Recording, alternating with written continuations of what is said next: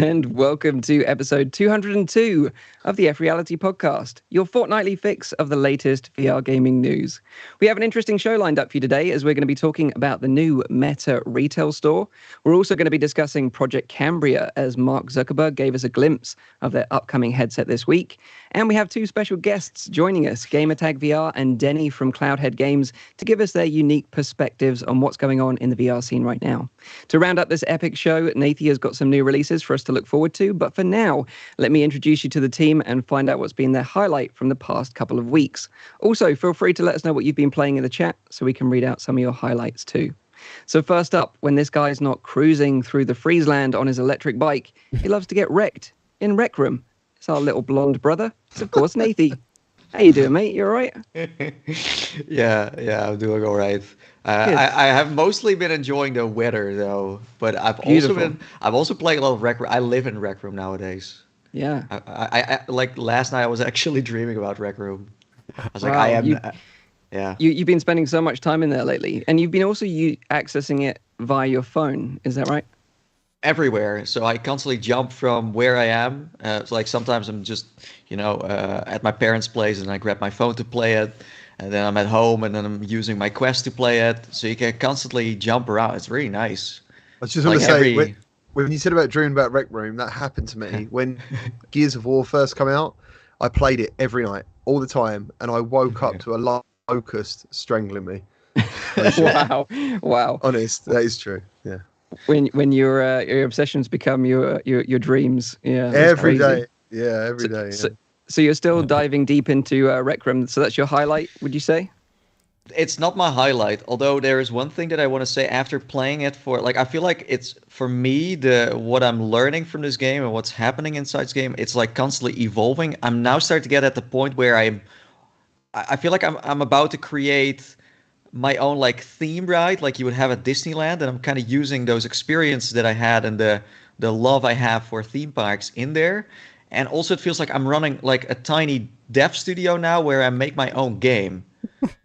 Yeah. Awesome. And I think it's really, really cool because I'm constantly play testing. That's something that we learned, of course, from the past. So I'm constantly having people in there like, okay, what do you think of this? And sometimes I'm not saying anything. I just let people just walk around and they say something and I just write it down and it's very interesting. So I feel like it's not just Rec Room anymore. It's like, yeah, I can be creative again, and it's been great. It's of course a constant kind of like fight between. I also want to do my like I want to upload videos too, but I just don't really feel like there's anything for me to really share right now, or I don't have the urge to share anything. But for now, that's fine. And I think it really feels like I'm working onto onto something futuristic again. It's super. Yeah, it's interesting. So I don't know. This sounds maybe kind of vague, but no, I get it. It's like a creative outlet for you. Something it's new just and really different. fun. It's genuinely fun. And I think the question on all our lips is, when will the gates of Nathyland be open for us all to explore it ourselves? That's just I don't know why everyone makes lands, but that's kind of gimmicky. I think. No, I like the thing I'm doing is just the Nathyverse. The Nathyverse. Sounds kind of funny though. No, but no, that's everyone not gonna gets happen. a moustache. Everyone gets a moustache. Yeah. All the kids in Rec Room. But I do approach Rec Room in a way like I know it's a kids game, and I also just approach it that way.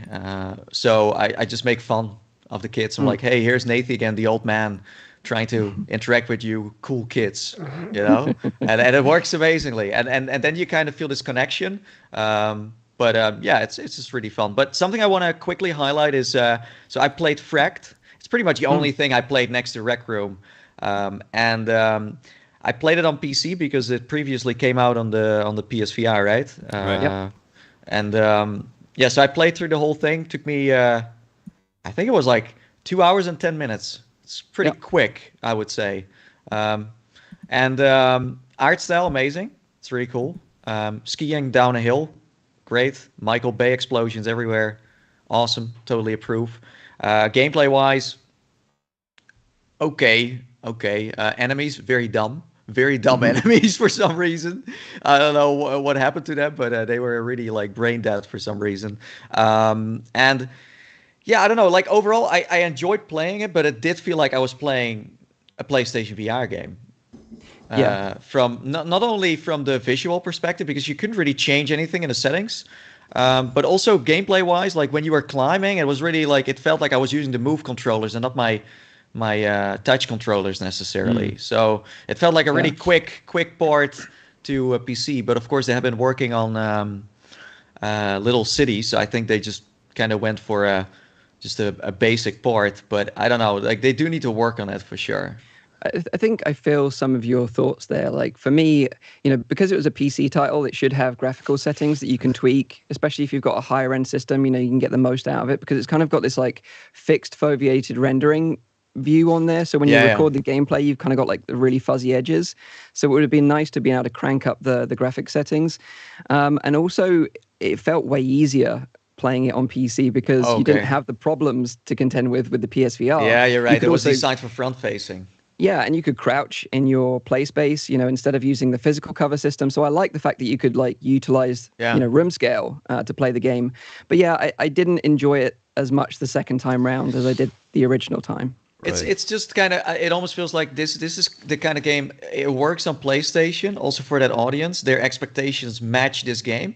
But then as a PC VR player, you're kind of like, okay, this is kind of, a bit simple. It was also it's kind of like, forgettable, The timing of Fract on PSVR was needed. It was a needed game. Like there was not much to play, and you know what I mean. So when you're in the seat of PCVR, it's very different.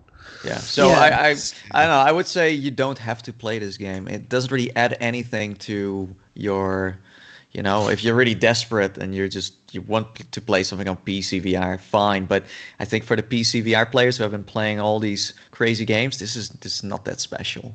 I think as well, like time for it recently on the PlayStation side, people have packed away their headsets. They've got a PS5. They didn't maybe send off for the free adapter that you had to apply for online. Yeah. And they're just going to say, well, yeah, okay, these games are cool, but I'll wait till the new headset arrives before I'll play them. So you've even said that about Moss Book too, haven't you yourself? Like I haven't played it yet. Yeah, I haven't played it yet, and I love that game. And I was tempted actually last week to do a live stream and just go through it and just run it through on a live stream with my audience. But I was like, no, I really want to play this on the next gen hardware. But that's like going to the museum and you want to see this certain painting, but it's all crowded around it because everyone wants to see it at that moment. And then you're in the back seat and you're like, I can barely see it. And then you don't enjoy the full, like, Moss 2 is that you just gotta wait until all the crowds are gone and you got the right. I think, like Nathy rightly said, Moss 2 is a special game and it will get its time in the limelight, but it's just not now, unfortunately. Yeah. The stream's crashed, guys, I think. Was he just come back? Yeah, I think it's just come back. There were some connection problems. Oh, we're good. Yeah, we're good. I'm not sure how much we missed. It's because I spoke. Yeah, probably.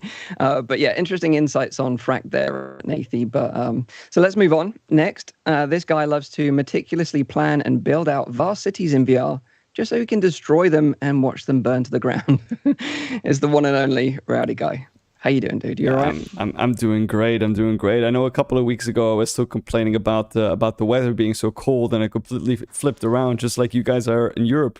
Currently today it's 32 degrees, so it's went from one end of the spectrum all the way to the other. I don't know if I like this more because now I'm like. I barely get any sleep just because it's so warm. But no, I've been great. I actually had a funny thing happen to me that was VR related. And like as soon as it happened, I was like, I need to tell this on the podcast. So I've been working together with the university that I work on a certain VR project as well, which involved several doctors and research assistants and all that kind of stuff. And they know about the podcast, and some of them actually watch it. They're very intrigued by it. For example, the clip that we have about the ethical discussion regarding the woman's daughter who was brought back into that was into interesting. VR. Yeah. They were very intrigued by that as well, and also the ethical complications of that. But they started forwarding me, like every time they now see something that is interesting or related to virtual reality, they start forwarding me those articles.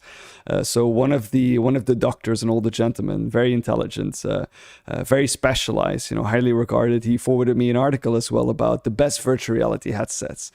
And I was like, oh, wow, I haven't seen this article yet. And I started reading it. But then I realized that the article was from 2017.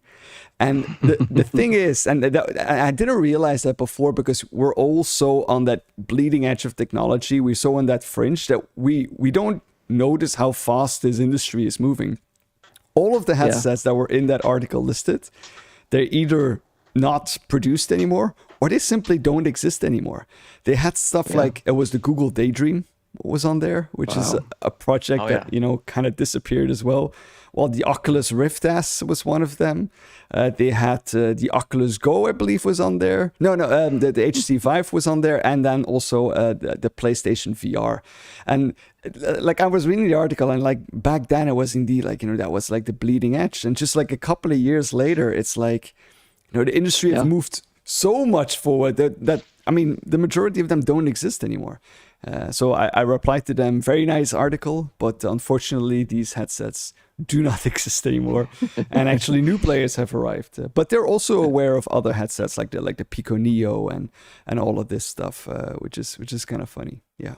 Cool. Nice. It's kind of nice to be involved in that kind of thing outside of this as well. Exactly, because that's your work, right? Yes, exactly. So I work in a neuroimaging department. So we do mostly medical imaging, but we do it with dementia patients. So we mostly work with elderly people. And there's I mean, I'm sure that Nate knows that, and his brother as well. There's a huge potential for the VR industry to disrupt that kind of market as well, where you have elderly care or like even diagnosis and assessment and training and all of these, like bringing back memories and all of that kind of stuff. It's a very different kind of aspect of virtual reality, but I do think that VR has the potential to disrupt that kind of field as well, which is very interesting to see. Yeah. 100%. Very, very interesting, dude. Very, very interesting indeed. So next up, our first special guest joining us this week, taking Zim's place for the show. He's a diamond geezer who's now working full-time in the VR industry. Welcome and congratulations to Chris, aka Gamertag VR. How you doing, dude? Hello. It's been a crazy couple of weeks for you. Yeah, it's been a crazy 3 months. To be honest, everything's just been mental. But yeah, thank you ever so much for congratulating me. And yeah, it just feels right. Do you know what I mean? It feels good, and nice. It's taken a while for things to feel that way. I'm still settling in because I'm a real fan of routine in my life, and everything's been nothing but routine. Like, it's been completely opposite. So yeah, this week is like I'm trying to settle in, and yeah, it's good. It's good. Thank you. So just so everyone's aware, GT took a post as the community manager at Fast Travel Games, right?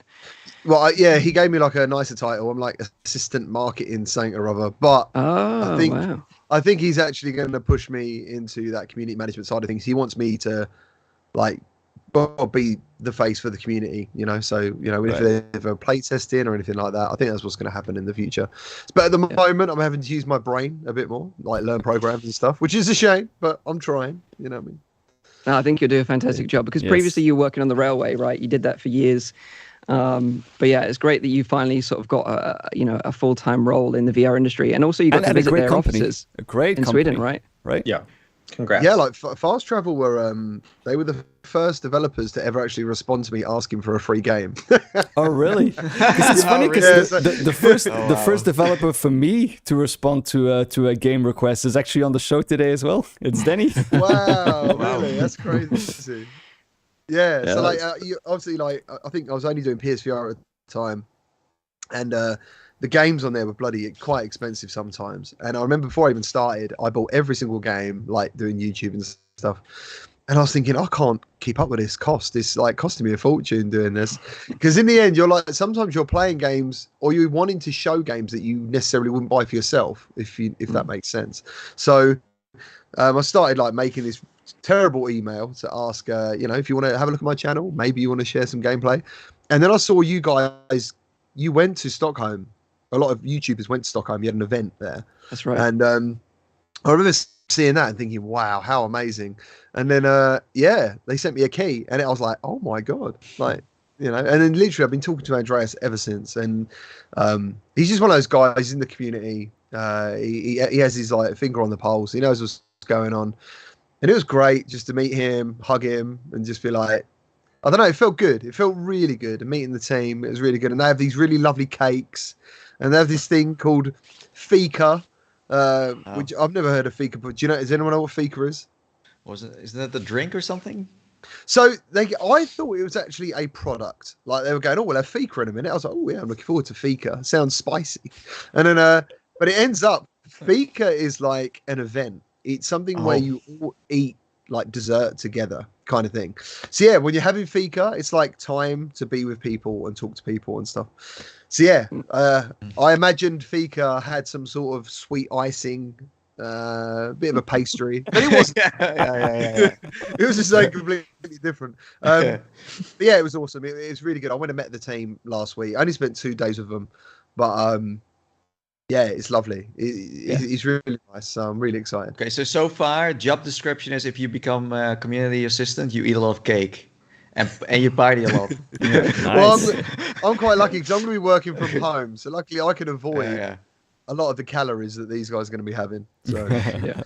Congratulations again, dude. I'm so chuffed for you. So yeah. Also looking forward to chatting in a little bit about your trip to California, which we'll talk about very shortly.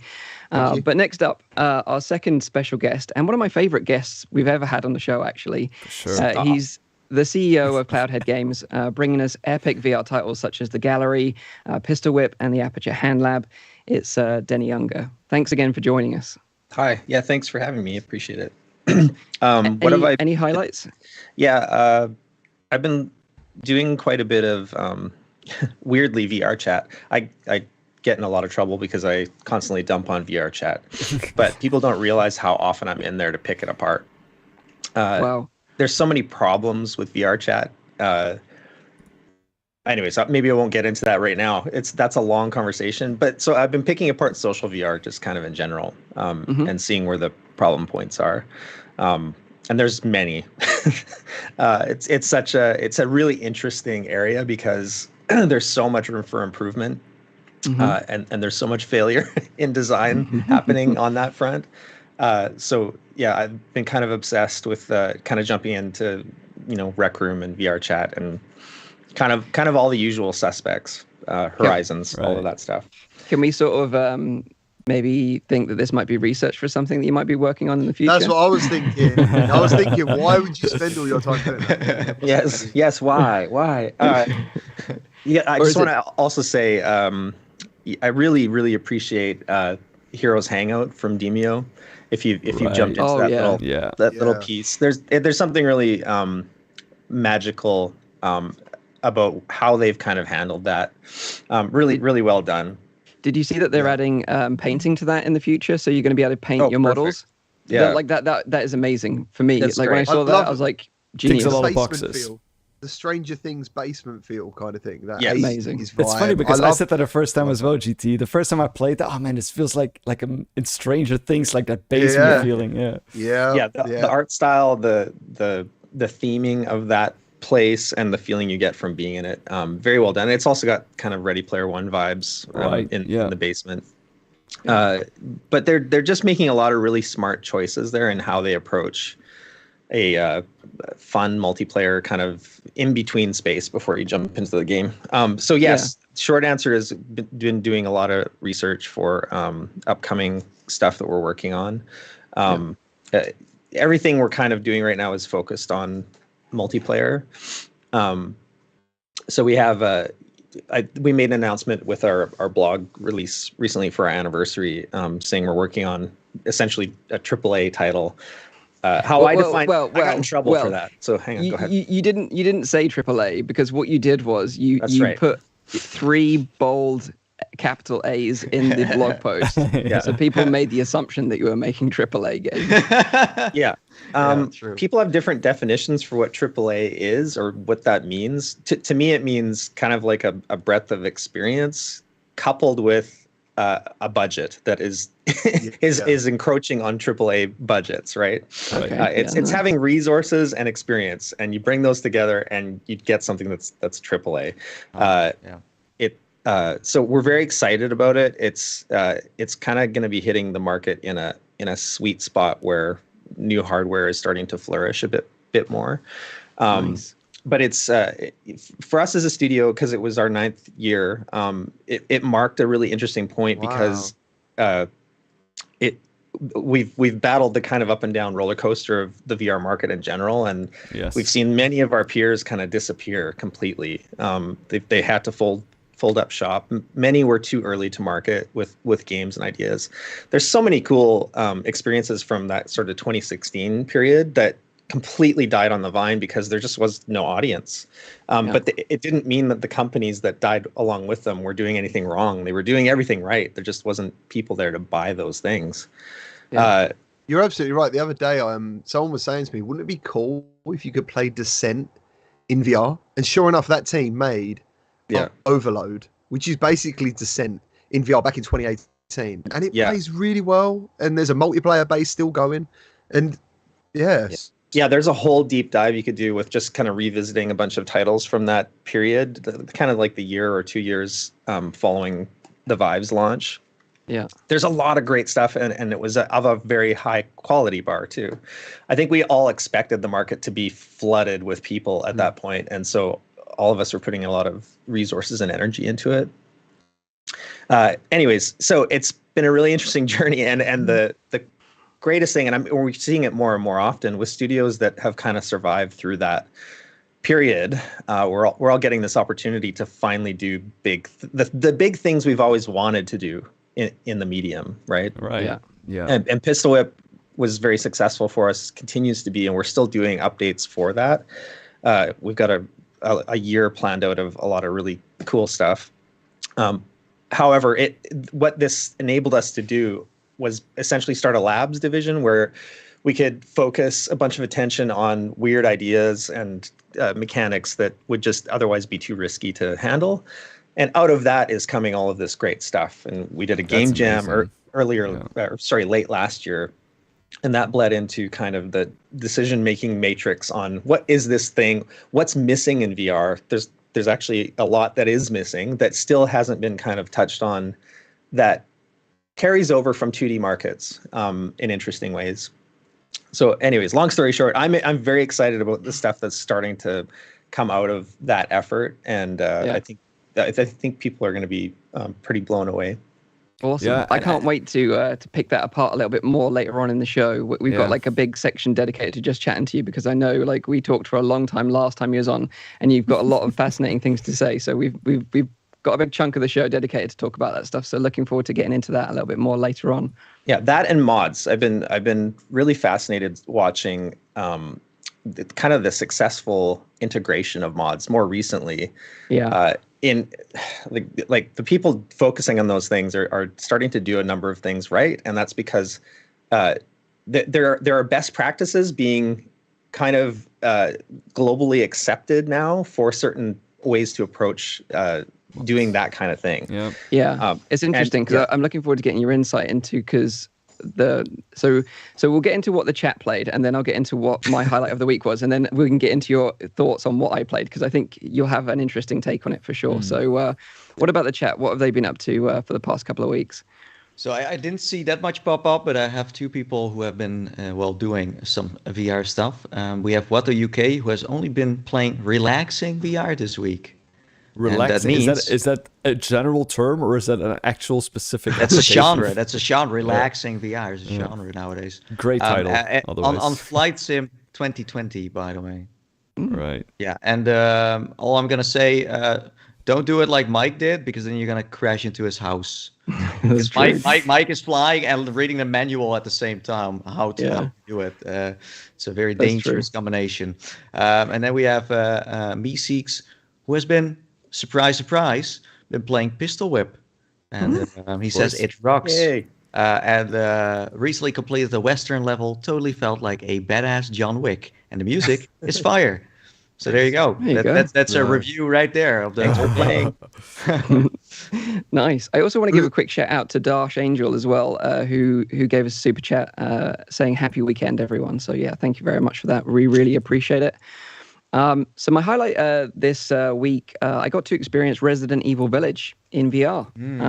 It's kind of funny. I've been dreaming of playing this game in VR for such a long time. You know, I remember when the demo first dropped for the PS5 before the game launched. And you could go through this like kind of dark cellar. You had to kind of shoot your way through the cellar, and you had these creatures in there. And I just remember thinking back then, like playing it on a flat screen, like I can't wait to play this in VR. Like I want to play this in VR. And, you know, I kind of expected that Resident Evil Village would have a VR mode because, like, you know, Resident Evil 7 launched on PSVR with a VR mode, and it was one of like the best-selling games on the PSVR. And that mode never actually officially came to the PC version. So I kind of thought, like, Village will likely get its own VR mode eventually, like when PSVR 2 drops or something like that. And, you know, as we've talked about on the show recently, that kind of looks like it's going to be delayed, you know, to early next year. So it does seem that this time around, because of VR modders, Preydog in particular, that PC VR players are actually going to be able to experience Resident Evil Village in VR prior to PSVR 2 players potentially. And I just had such a great time with it. And, you know, I've been a big advocate of mods on the show recently, you know, with like Cyberpunk 2077, for example. I thought it was a really great experience because of the interaction with the characters that you didn't really get to experience in traditional VR games. They were just such strong story-driven character interactions that it just felt incredible, even though it didn't have motion controls. But this mod actually does have motion controls. So you've got full motion controller aiming. You can pull a bottle of health from your shoulder. You've got two-handed weapon handling, like with the shotguns and stuff. So yeah, like the whole mod just felt really great. It felt like it was like you know, the way you'd want to play it in VR, to put it that way. That's very interesting. Yeah. You still have to use the A button to pick up items, so it's not like physically picking up items, but you know, that's probably the only thing it's really missing.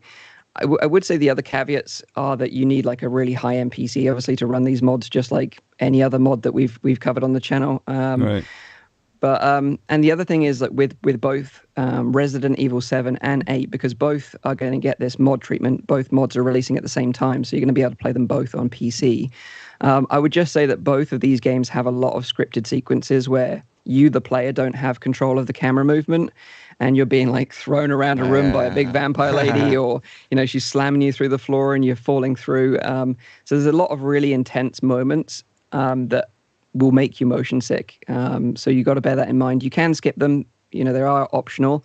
But it's a great way to play through the game. I'd highly recommend it. If you've got the system for it, you've got the original game. Obviously, you need the original games to install the mods. The mods will be free, by the way, which is incredible.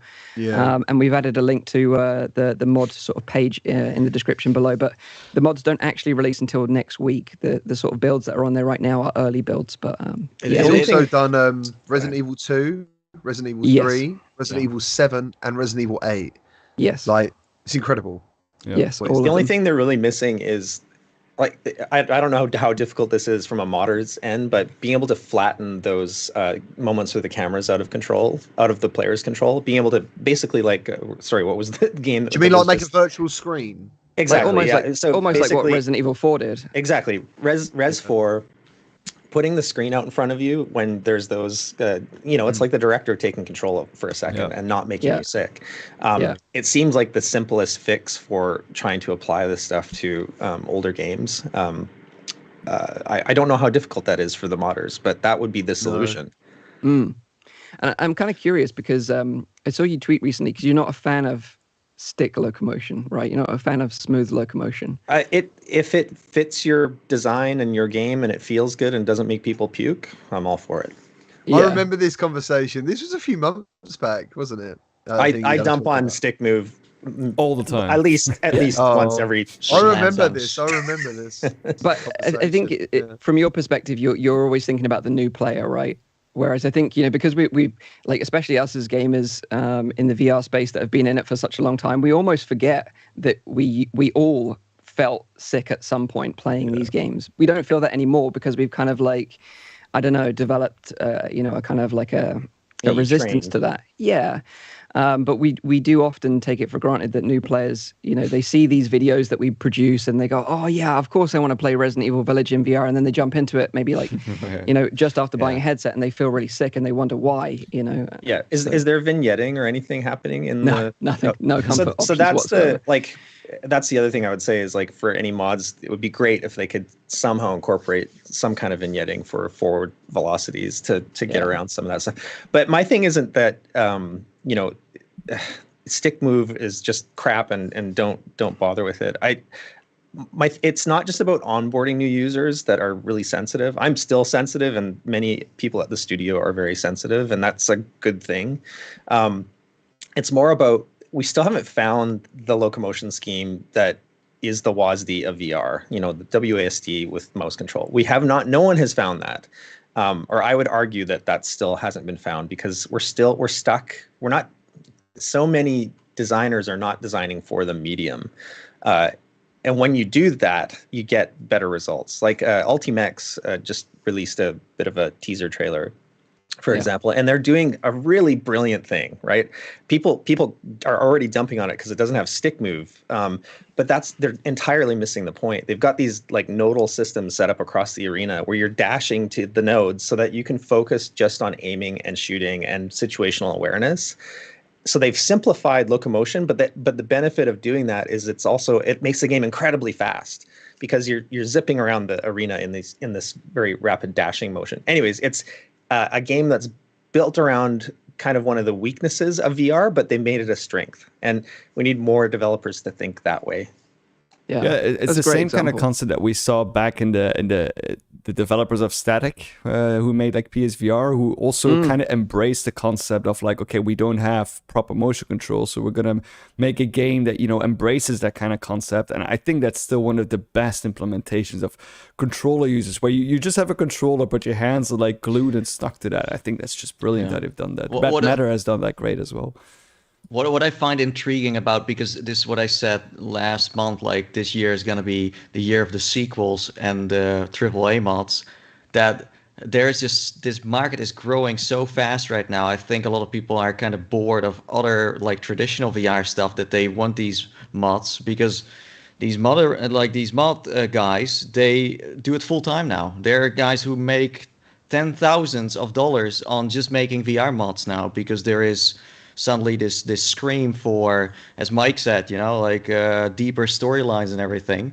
So I think it's gonna be like the lineup that I'm most excited for are the mods, and not necessarily the build from the ground up VR games. Where is the AAA PC VR games? That's the problem, isn't it? Denny's making them now. That stuff. Well, I'm not just speaking for ourselves, but I know speaking to my peers, that all of that is coming. I think we're gonna hit a really cool crossing point here, where you've got a lot of mods, because that's what people expect or are wanting out of VR, that kind of bigger breadth of experience. You're going to get studios with a lot of experience building that kind of stuff, and that's all coming. So it's a really exciting time, actually.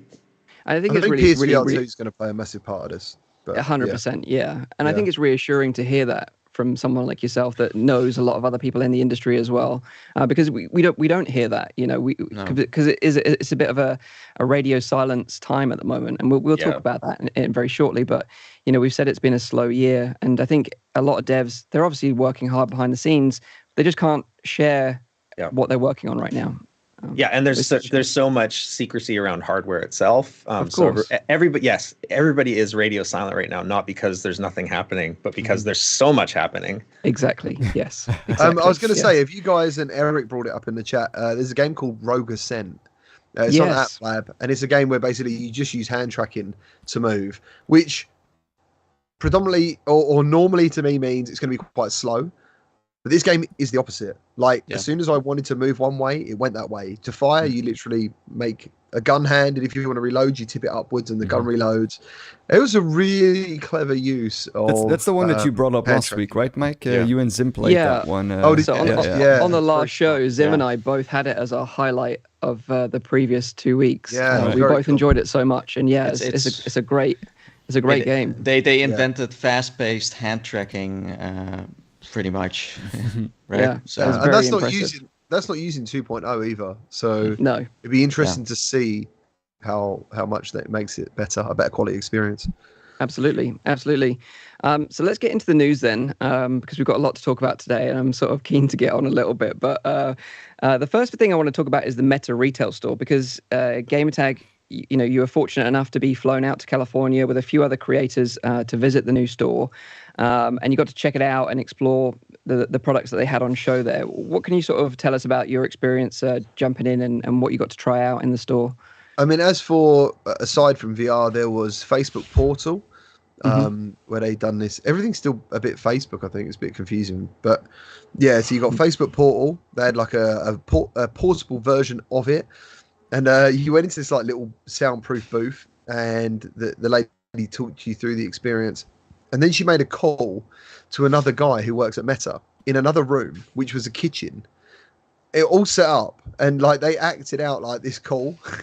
I was like, wow, there's a lot of effort in this. So they did that. You done some like AR stuff. Then they have Ray-Ban stories, which I think from what I'd seen on social media, I expected them to be pretty poor.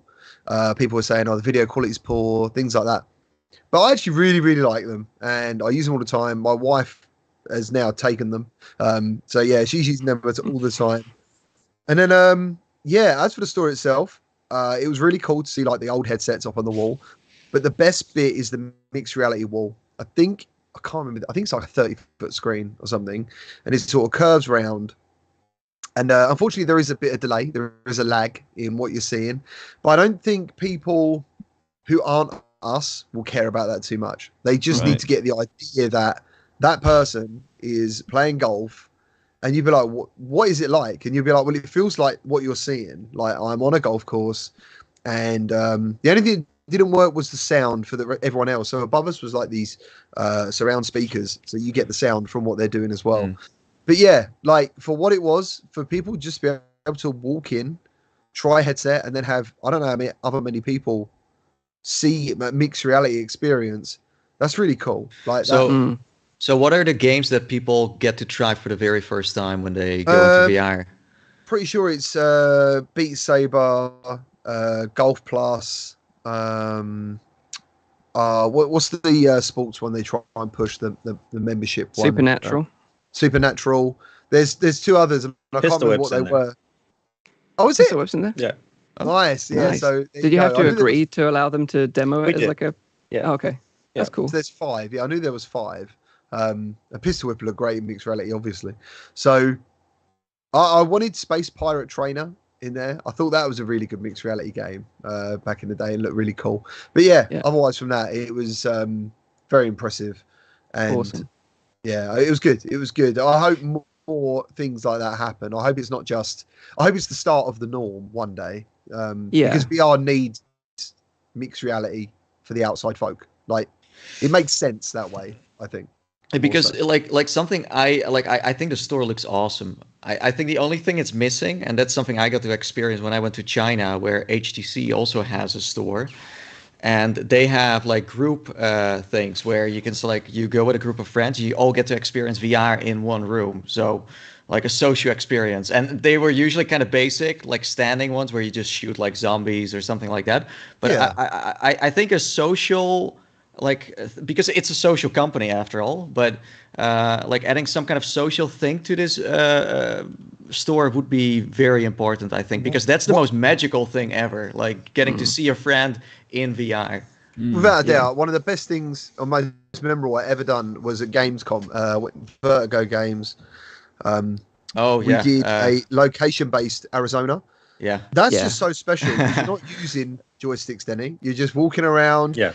That is just so immersive, and to know someone else is in there. And plus, we did what was the game where you're like the ship captain, and it's all like multi-dimensional kind of thing, or multi-perspective. Zim's favorite game, where you with the pirates, and like it's the classic Rift game that we want to come to Quest, I think. No. This one was where you're like the fisherman. And Fisherman's Tale. Is it Fisherman's Tale? Yeah. Oh, that one. Yeah. There was an experience there where there was like me and this guy, and we were shooting each other. Right. I've played that one as well together with Zim. Yeah. Back when they were showing it. Yeah. And then at one point, I was a tiny person on a big ship. I didn't know I was tiny until I saw the other player, and it turned out what I was standing on was a little ship on a windowsill. And that perspective, and then shifting to then seeing them as a tiny person on the windowsill in the little ship. That for me is what makes VR like the mind blow moment. You're right though, Nathan. Having a location based experience bundled into the store makes a lot of sense, especially considering how retail is kind of like taking a dive these days. No one goes to retail anymore. Yeah, or at least they do very rarely. It could be something simple like we have what is the game called? What's the official, unofficial demo for Quest 2? First contact. First steps. First steps. Yeah. Like imagine just using that. Just put 3 players next to each other and they play around with the stuff on the table. And I think that would already be enough. You could also say Horizon, but I don't think that's ready to show right now. Because I remember back in the day when we had the Rift and we were playing the toy room experience together, me and you. Yeah, Nathan. exactly. Even that, just throwing rubber hand ducks puppets, and like toy robots at your friends and hand puppets. They were awesome. Even that's special, isn't it? Just throwing something at someone and then catching it. And it's a standing experience, so people don't run into the screen. They just stay on the spot. I do think retail is an important part of the future of VR because, it's kind of difficult to portray how awesome it is in any sort of marketing video or YouTube video that we create. There's only so much you can do with that. And I think it's a bit like the Matrix, like what Morpheus said, you kind of have to try it. You have to experience it for yourself. And I think, we've seen Quests in retail stores, but I think what they lack in like a Best Buy or a PC World here in the UK is that you don't have the trained staff to give a really good first demo experience. Yeah. And I think that's obviously with the Meta Store, you've got fully trained staff there that know 100%. They know the games inside out. They know what to put someone in for the first time. True. And I think, if they can start rolling these stores out, maybe, they don't need many of them, I suppose. Yeah. But to give someone that really amazing first demo, that's going to really leave a lasting impression because the last thing you want is someone giving a demo on a VR roller coaster or, like a smooth locomotion game as their first experience. Or leaving it up to like the many terrible location-based VR arcades that have been popping up in malls. It's like the worst way to onboard people to VR because most of those experiences are just garbage and they make you sick. They are garbage. And. They are garbage. Terrible.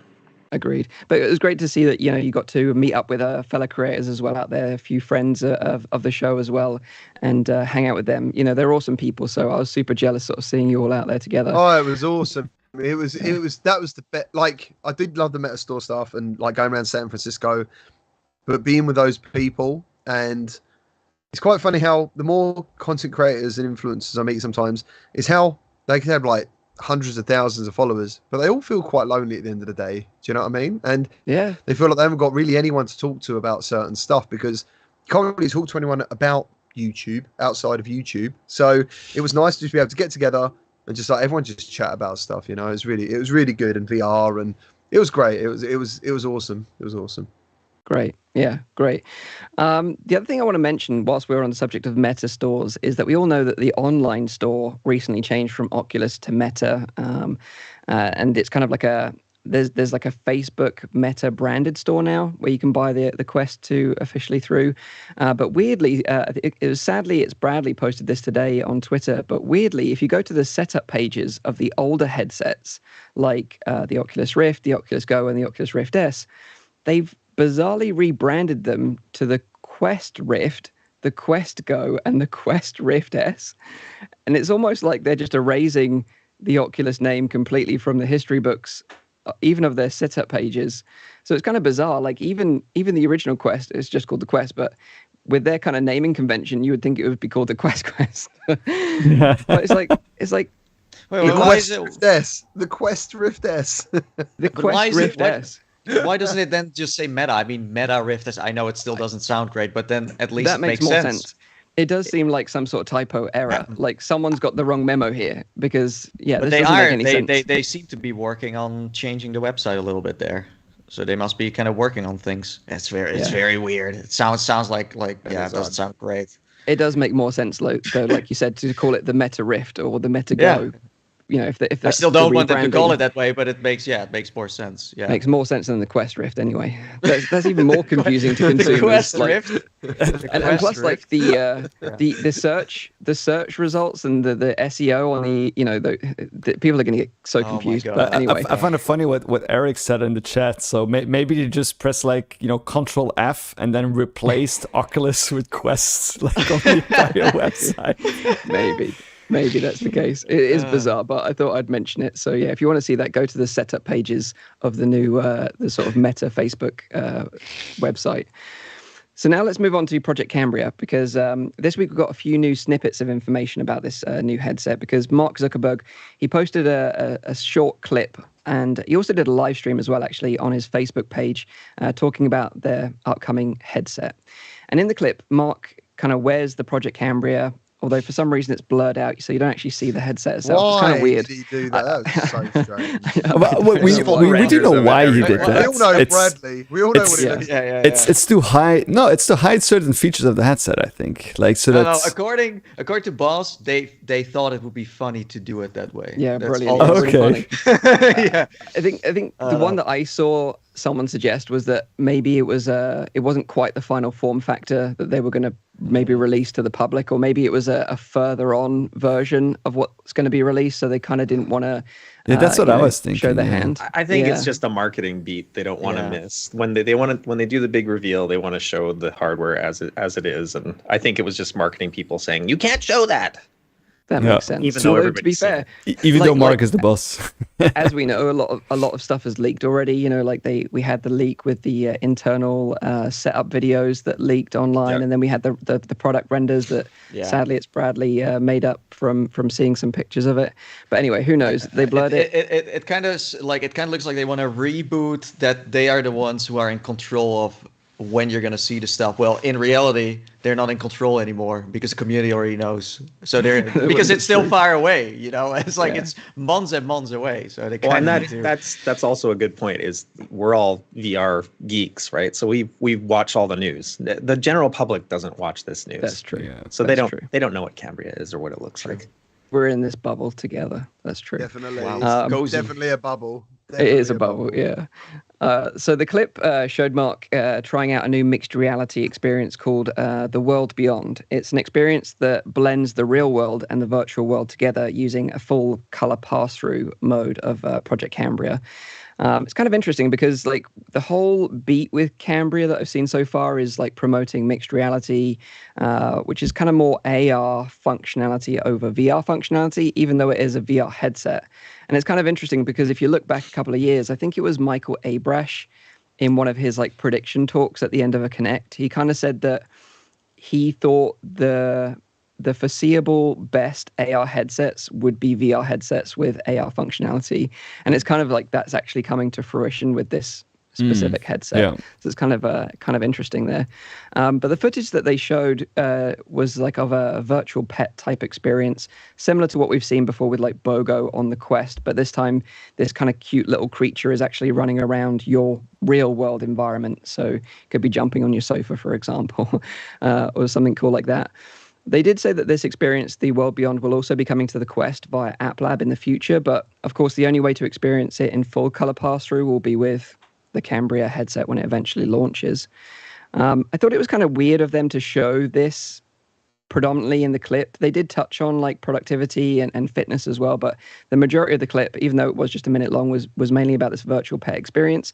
And I think for a headset that's rumored to cost like what, $800 plus, and more aimed at business and productivity, for them to show that didn't really seem like a good fit, really.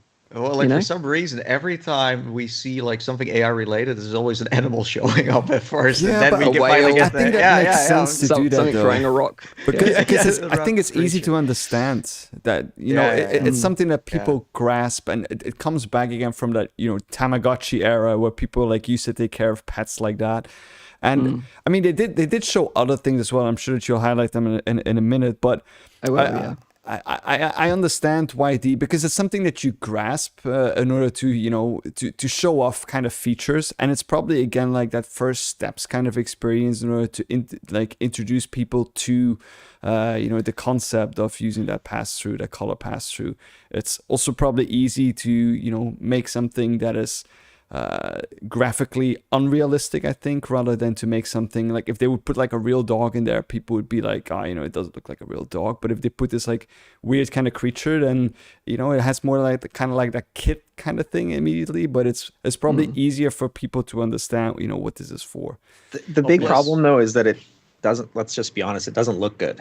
No. So it reminded me a lot of like Magic Leap once all the promo had been shuffled off and you actually started seeing what it in practice what it actually looked like. Yeah. Well, and other demos and even experiencing that in person. But like, that was the biggest problem I had with the footage. It was like, okay, but you're showing this in a way that doesn't look very attractive. And I know the hardware is vastly more capable than that. So the approach is a bit funny to me. Showing that as your first thing, it's like, I think what they could have done, but that's kind of like playing again with what you're saying, where you kind of fake this whole thing, is like what Microsoft did with Minecraft, where it was on the table and you had like this mixed reality view in a third person way, and you kind of mix, because the recording AR device, the field of view is so small. It just doesn't work very well. But if you then have a third-person view from it and you see him running around petting something, then you're like, oh, okay, yeah, now I see he has the glasses on, and so that's how it works. But it's intended as a teaser that what they did. However, the world is very acutely focused on these releases, so that first teaser better be good looking. People are paying attention. So I get why they did it, because it was just a little snippet of, well, this is what we're working towards. But it didn't look great. But could it be that it's because of the... that we're all excited. Sorry, Rowdy, go on. No, go. You're the guest, man. I feel bad that we're all excited over a productivity headset. Everyone's just like, I want games. Do you know what I mean? Like, I've not even given this headset much of a second thought, because I'm like, well, it's not about games, so no. Yeah, I may be on the other side of the spectrum for that, because I would be very interested in more productivity kind of related headset, also because of the field that I'm working on. I know that there are probably things here that are relatively interesting for me, and I was wondering, do you think that maybe the entire saga around the Magic Leap, people bashing it, kind of like caused them to maybe go more for the under promise and over deliver kind of strategy, where they show something, like this we can do, and more is to come, and then when they actually show the final device, and then they'll blow everyone's minds, instead of going the other way around with Magic Leap showing a whale and then delivering a guy throwing rocks. I think for meta, the whale, you could replace it with their 20-minute video of the metaverse, and everyone saw that. Everyone thinks this is what it's gonna look like, and then you come with I hear the bad flu theme of Jurassic Park playing in my head again, where you see this. No, this is what it is. Yeah. And you're like, okay, wait. So like a few months ago, you were like in this epic Matrix vibe kind of thing, and now this is what you show. I found also funny that Stan from Lynx was like he was like I'm sure he was scared of what they were going to show in the end, and it's like, wait, this is it.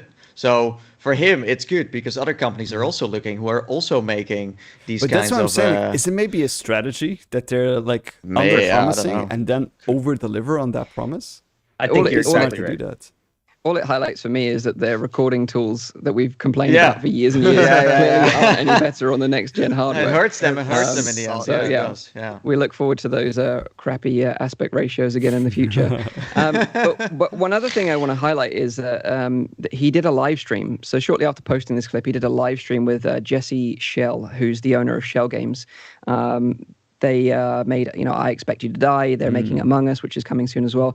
They actually also made a little demo called I Expect You to Die Home Sweet Home, which is actually a pass-through game that uses the pass-through, and you have to escape from a crate that you're in, and then you have to kind of scan the walls of your own home for like bugs and listening devices and things, which I thought sounded really cool, actually.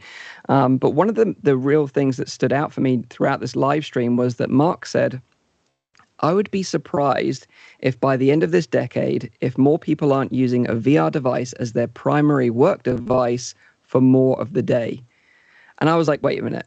So we're talking like end of the decade, 8 years time, that he reckons that potentially his VR device will replace traditional workstations. And I'm like, that's really optimistic. That's really optimistic. And in my mind, like, selling VR to gamers, in my mind, is an easier sell. Like, you can tell gamers, like, for the first time, you're going to be able to actually step inside the game. You can step inside the shoes of your favorite video game characters. But selling a virtual workstation concept to people to use that instead of a laptop or desktop, I think that's going to be really hard. The money they make, though, if they did that. You don't think it's going to be hard? I don't think so. Because the thing is, and I just remember that Palmer Luckey post that he wrote where he talks about, if the promise of VR or the application of VR is there, the price doesn't matter that much anymore. Or you make the price as cheap so that everyone kind of affords it, right? And I see that as well in the field that I work in, and there's so much emphasis, especially in the training department and trying to improve certain aspects of a workflow. Because I think with this, they're kind of generating a market of application that was probably not there before. Much like, for example, the iPhone opened up a different kind of way of working and a different kind of way of communicating with people. And I think that VR has the potential for doing that as well. And of course, there's a cost associated with that. But if it could increase efficiency, if it can increase productivity, I think there's a lot of companies, universities, industries that will gladly spend that money in order to improve that. I do agree, but do you think, they're going to have to do more than just okay, we're porting over a Word processor over to the headset? It's going to have to be completely revolutionary. A different way of working. I agree, and I think that indeed comes more from for example, in the clinical field, doing because they're already doing that at the university, is trying to get an operation, and you see an overlay, and you see where the person's heart is, and you see these kind of technologies developing. I think the value of that is so much larger. But it's not just if they're just going to make a word processor in VR, then you need to generate something new. It needs to be, because I can use a word processor on my workstation. It's funny actually, because I saw a commercial of 1992 where they're introducing Excel. It's laughable, if you see that now. But that grows, and you get that new kind of thing in there. That 8-year timeline that he's referenced a couple times now. For me, it's coming from just kind of gross advancements in the actual hardware. It is going to get much smaller over that 8 years, to the point where and back to your point, Mike, when Abrash basically said the best AR headset will be a VR headset. Totally on point. It's going to reduce to a point where it is 100% competitive with what you would consider a traditional AR device, but it'll be much more powerful because you can augment the visual systems in much more powerful ways. Right. And I think the form factors are going to get so tight that it's really going to be do I do the more traditional thing, or do I go full MR? It'll be a legitimate option, and the price will also be highly competitive because everybody's driving towards the same thing. Mm-hmm. I think that crossover between MR AR is going to be a ubiquitous technology that will replace your stinky cell phone once and for all. And I do think that's between 8 and 10 years. Mm-hmm. Wow. So I think he's right on the money with that by saying that. And another concept that I thought of as well is if you see for example the rise of the cloud in general, used to be all companies have their own servers stored, and you have something that came up that kind of revolutionized that entire industry, so that companies now, even though it might be more cost effective, it might be more efficient, it might be more less productivity that they have to put into generating these kind of centers, and if they can provide value in that kind of sense, focusing on productivity way beyond the concept of, for example, only a spreadsheet and a word processor, but generating productivity or increasing productivity and efficiency in a new way of format, even if that comes at an extra cost, I think that a lot of people will be, or a lot of industries will be jumping onto that. Yeah. I think, and while I agree with your use cases with doctors and we talked about train drivers in the past, having to do visual inspections of things, and it ticks off a virtual checklist because you're physically looking at it and it recognizes that in the headset. I just think about the everyday user that just wants to work and do email and calls and stuff remotely. But there's more than that though. If, for example, an engineer, someone if you work in a phone center and you only need to use a phone in order to call, then maybe in the beginning there will not be a direct application for you. But I think that if that grows, and for example you'll be able to get video chat, and you'll be able to speak with a physical person there, there's so many things that we can't really think of now because they don't exist. But as the industry grows and the technology develops, then those things will seem more logical. And in 10 years from now, we'll be why didn't we do this before? The same as with the iPhone.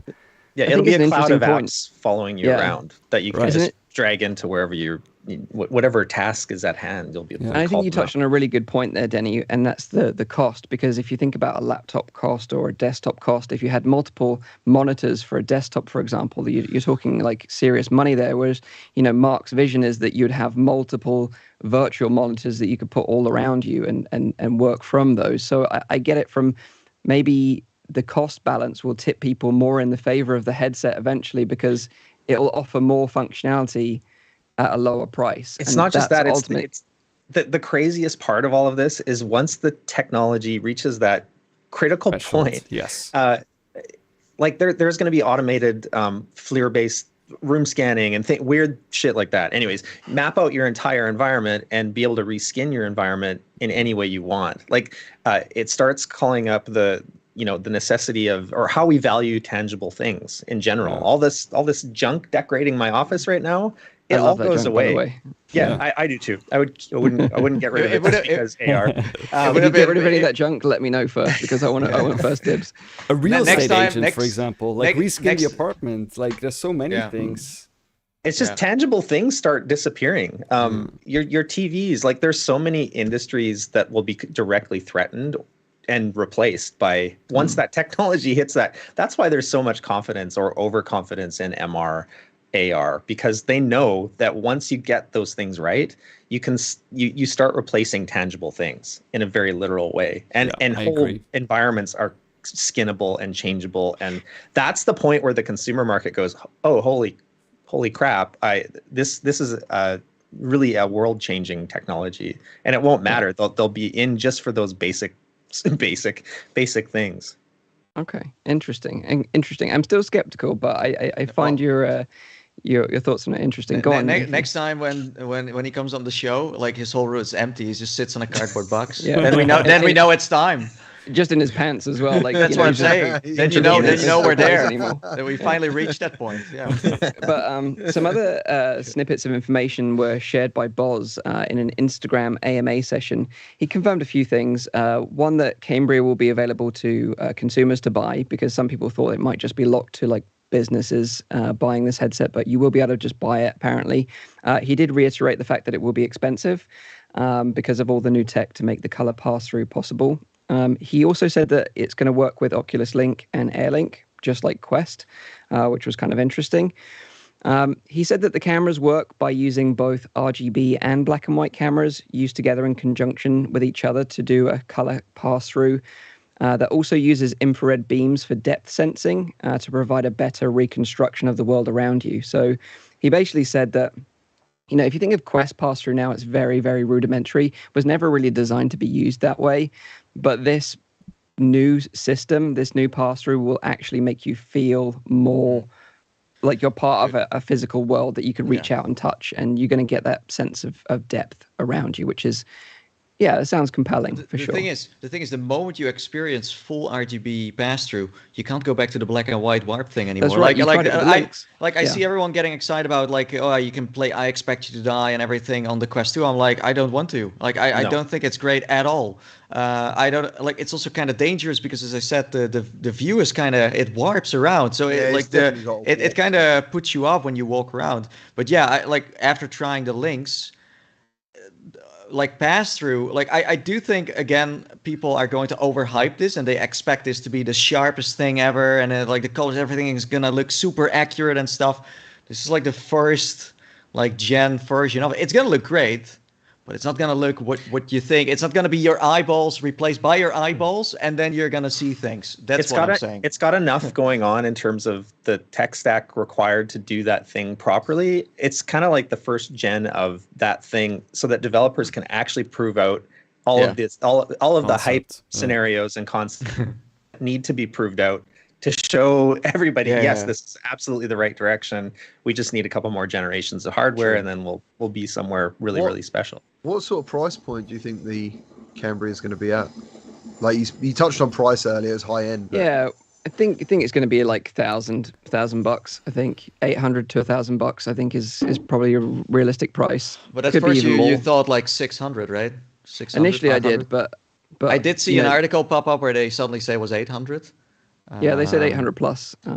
So I think around that sort of ballpark. So a nice toy for the rich people, for the rich nerds, for the rich. But I mean, but since all of us are fans of PCVR, is there a reason to get this to play PCVR games? I don't know. I think the that's thing is what I want to know. Like they're still pushing the Quest line as their gaming focused line that's accessible to the masses. This is more of a niche product that's more of a kind of like an example of what's possible and the way they want to start leading things in the future. The fact we're talking about a total different design. Also, when I tried the links, that's not like you put on a Quest. I think for gaming, I still think the Quest lineup is gonna be for that. Then he breathed in, and I don't know if he's still holding that breath, but he breathed in, and I'm waiting for him to... Okay. Sorry, I'm just trying to think of what. So, if you follow the leaks of things, in the very first leak where they were showing, it was the onboarding experience from somebody had dug that out of files and showing a woman putting it on and dancing around. But interestingly, the dock for it. Really actually quite compelling, having a circular base where you charge your headset, charge your controllers, and you just drop them on there, and that is somehow linked to whatever PC or not. I think ease of use is going to be a big deal with this. Being able to throw that thing on very quickly and have the controllers and everything charged up and ready to go. Plus form factor is obviously another huge one. If like I'm spinning this around, well, what about PC gaming and that type of thing? I think I think there are advantages over something like the Index just based on form factor, weight, comfort alone. And then having kind of that dedicated station where you just pick the thing up and go. It'll be like a Google Home or an Alexa that you have in your work in your place, and when you want to put it on, you just pick it up and you put it on. It looks damn comfy. That's awesome. I think as well, from a creator perspective, it might have that performance headroom running Quest 2 games that makes the recording better for us creators. Potentially, that's something that I'm personally looking forward to. Let me just tell you, like straight to the point, like the audience we have, they just want you to play with the new stuff. So Quest 2 is kind of so you pretty much all the games that you used to play, you play them again on this new headset. And then people like, oh, because it's total new again. And as I said, people like use a lot of their own imagination with hardware, and that's where it gets to the point where people think this is more, as you said with Resident Evil. If I never tried it, I see you play it, I'm like, whoa, yeah, this is like so immersive. This must be the most immersive thing ever. Well, in reality, when you play it, you're like, oh, wait, this is kind of cool, but that doesn't really look real. So I hope it's kind of getting to the point where there's certain expectations, and especially for the consumers, because I see the Quest 2 audience jump on this like crazy. I don't think they really realize what this is and where it's going and what you can do. Like, you know what I mean? I think it's because over the past couple of years, they've been fed a lot of like... all the time. Quest 3 Pro was a year ago. I didn't want to go too deep into it, but you get my point. Yeah, they're kind of being sold an idea that this is something that they want, which isn't necessarily designed for them. Well, the consumer always thinks every headset gets announced that it's for them. Doesn't matter what price point it is or what, they always think they should be the ones that's what I was saying earlier about the way the community is so like reactive to any bit of news, like HTC and the tracker. Remember that? It was just an image, and it was just part of the tracker, and everyone went, oh my god, it's a brand new headset. And this changes everything. But that's it. We're in the middle of, like, people are kind of bored with VR. They want new stuff, they want new games, everything. So each and every bit of news gets just completely overblown because people want it to be that way. I think their pricing strategy will probably be designed in such a way that they're trying to push out normal consumers and just focus on enterprise and or developers to make all of these things real. However, I think they might be surprised by the kind of enthusiast wave of people willing to spend the money. And Definitely. I think, like, I don't know. I'm imagining that they may be underestimating the demand for what they're about to release. I think so too. Yeah. I think also the content creators like us have evolved, because when I started out, I couldn't buy this kind of stuff. Now I can just buy it, and if I don't act responsibly on my channel and just tell everyone like, oh yeah, it's so cool, whoa, everything looks so sharp and everything is amazing, and then people think it's a gaming thing, because that's the thing. Everyone is responsible here as the industry to make sure that the expectations are right. You are all looking at this tech from the perspective of, well, what's going to come after this tech? So I need to have this tech so that I can know that. And of course, you're all going to have some version of Cambria on your head, and of course, the people watching you are going to go, I want that too. That looks better. It is better. What am I doing? Yeah, I think you're absolutely right. I think the price tag alone will set that aside, because a lot of Quest owners aren't the people who bought the Quest for that person. There's a lot of kids out there. It's just not going to have that impact that Quest had, you know. So the last thing that Boz mentioned in his AMA was that he confirmed that removing the Facebook account requirement for Quest is still in the works, so it is still coming. It's been a while, though, hasn't it? Has been a while. Yeah, apparently it's not so easy to backtrack on that decision. But one thing interesting that I saw around sort of Cambria, because I was doing a bit of research on it, and this sort of tweet came up from Guy Godin. As we know, we're a fan of his on the show. We've had him on the show before. He's the creator of Virtual Desktop, and he responded to Boz in a tweet and asked directly, quite bluntly as well, saying like, why, as the developer of the most successful app on your platform, don't I get early access to a Cambria headset, especially considering it's targeted at productivity applications rather than games? Many developers already have one. Genuinely curious. And I kind of get the feeling, from Guy there, that it's kind of like he's got to the point, he's kind of at the end of his tether. Do you know what I mean? He's saying this publicly, whereas, most of these conversations tend to happen behind closed doors. But he's clearly getting frustrated because I think he was very much left out of the Quest 2 sort of pre-launch dev access stuff. And it does concern me because we've talked about, the anti-competitiveness of Meta and Facebook in the past. And especially with Guy and his app Virtual Desktop, they've used elements of that concept in their own sort of products. And it does kind of worry me a little bit as to why something like this would happen. I mean, let's be honest, it's so embarrassing that he has to explain himself. And that he has to ask for stuff. Like he should have just gotten one, and he would have been surprised by it. That's the way it should have gone. He's actually in the chat, and he said that he received a Quest 2 a week before it released to consumers. Yeah. Which isn't enough time as a developer to sort of get your app up and running and make it viable for the new hardware. So I totally feel for him, and I hope that did get. The only across thing I would Boz. say though is that. And I'm not defending them. I don't know all the ins and outs. However, I do know that hardware is at a premium. Like, it's really difficult to get that hard because there's just not enough of it to go around. Yeah. And they obviously are going to strategically pick their battles when they only have I'm imagining they only have a subset of hardware they can share. So they are going to prioritize different people, and so many of us are left waiting. That's just the way it is. They're definitely putting Guy behind, because I know that a lot of content creators got a headset before a Quest 2 before he got a headset, which is I mean, if they can send it to content creators, I'm sure they can send it to the most successful developer on I think Cambria might be a bit of a different circumstance in terms of how far along they are. I agree. Yeah. On the other side, this man invented wireless VR, so I see no excuses here. He should have gotten a headset first. Especially for the whole productivity thing, it just makes sense. The fact that his app does what a lot of they're planning to do out of the box. Maybe that's the problem then. Well, it could well be, and we that's the speculation here. But hopefully, this message has got through to Boz, and they make right on at least keeping him updated as to what their plans are with him, because it seems like he's very much out of the loop at the moment. But I just kind of wanted to mention it. Yeah, it's interesting. It could be that, but it could also be. I'm speaking from the experience of dealing with many different OEMs, and often people think these companies operate at a scale they don't. So the number of people actually dealing with giving you hardware or communicating with other departments to get you hardware, it's often a very, very tiny group, even in the biggest companies.